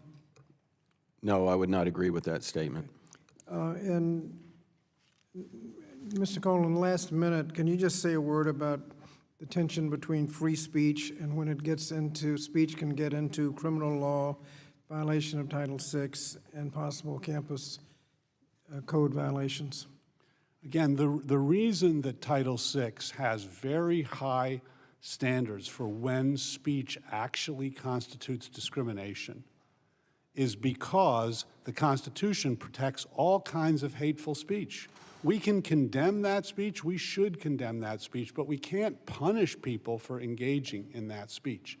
That's why Title VI says it's not discrimination to say something criticizing Israel at a protest. It is discrimination if you target a particular individual because of his Jewish identity for individually targeted harassment. And it's a violation of Title VI if the university is deliberately indifferent to that, meaning they ignore the problem. I haven't heard any evidence. And what is a hostile environment? Hostile environment is only where the speech is so severe, pervasive, and objectively offensive that it denies equal access to education, a standard that is extraordinarily high, has rarely been met in any case in this country. And again, it's because if you define discrimination through speech too broadly, you chill speech. And that is precisely what this effort of this committee has done, is to chill speech. The Speech gentleman's that time has criticizes expired Israel again. is protected. And we will move on. Thank you. Mr. Cole, you've made your point pretty clear several times. So Thank you. I now recognize, I don't agree with it, but I now recognize gentleman from Ohio, Mr. Rulli. Thank you, Chairman, and I want to thank all of you for coming. I know it can't be easy to be on that side. This is not a persecution. This is a learning curve, and I have to condemn the other side of the aisle that dilute the fact that this is about October 7th and anti-Semitism. I live about 38 miles away from Kent State University. We just had our observation of the anniversary of the shooting. The Boardman girl that was 18 that got killed shopped in my family's stores. It's very personal to us. In my political world and in my philosophy of life, we celebrate protesting. There is nothing wrong with protesting. It's what our country is based on by the founders. However, there's a difference between protesting and safety. And there's a difference between protesting and highlighting anti-Semitism. I think that, you know, when we were raised, and we're all probably in close to the same age bracket, when we were raised and we were in high school and we were in college, we were heard a phrase calling never again. But now the four of you are at the heights of power, and never again happens to be right now. And we all saw the videos on TV, on YouTube. They're there right now. I can pull them up on my phone. And Harvard Square, when I went to school at Emerson, so I was in Boston. I know Harvard Square really well, where literally Jewish kids were afraid to go to school, that were pushed on the ground, and they were harassed. Now, when I was in the Ohio Senate, I dealt with President Carter of the Ohio State University, and we had meetings with him before the protests, which he allowed to happen, which were very safe.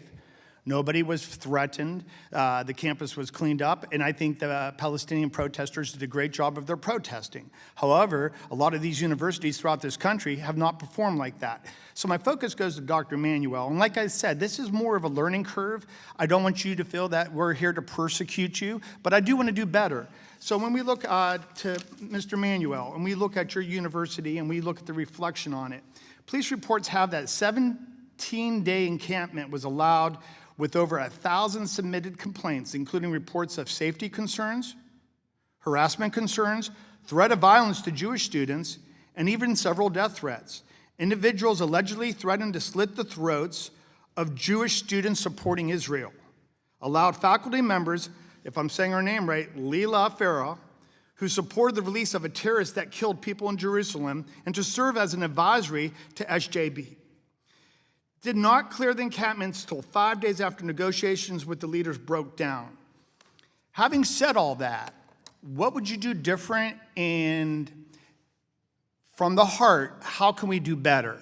Because I think, hey, listen, we all have concerns for everyone that goes to your school, both, if they're pro-Palestine or if they're pro-Jewish. But how do we do better? How do we make Jewish kids feel safe to go to your school in the future? Thank you for that question, and I appreciate the time to explain.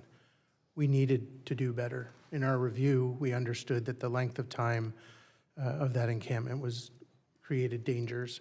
The numbers that you referenced in the end was a website that I released to show the community the dangers of what were happening in that space.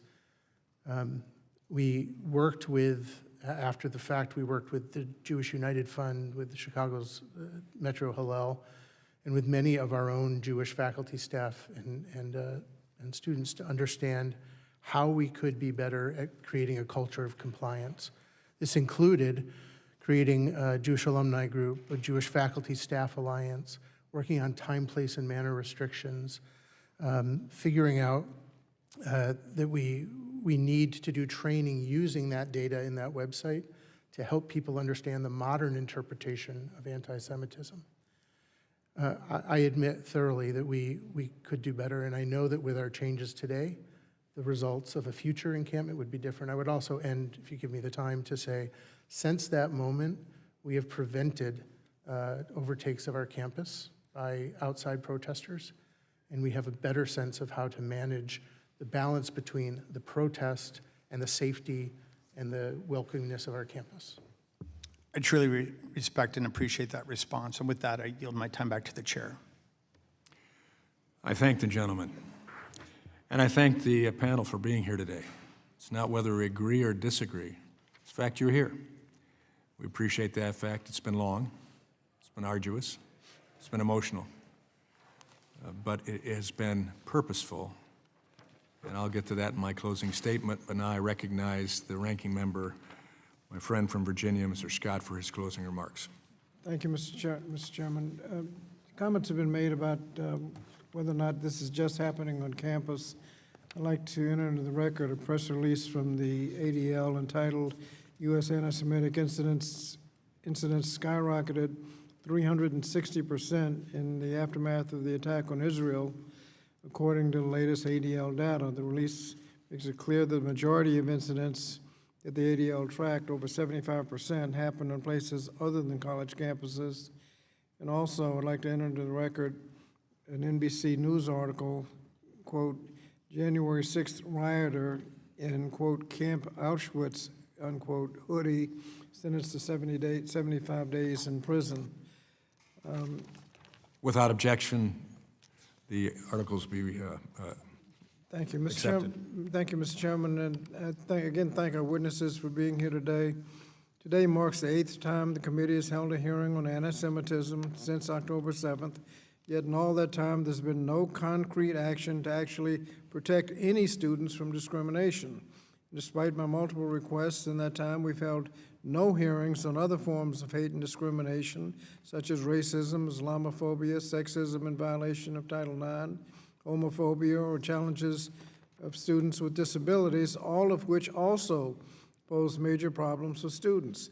So here we are again, complaining about the problem without offering real solutions. All the while, the administration ignores due process and takes a chainsaw to the Office of Civil Rights, the very office responsible for investigating and addressing anti-Semitism, and putting the Community Relations Service at the Department of Justice also on the chopping block.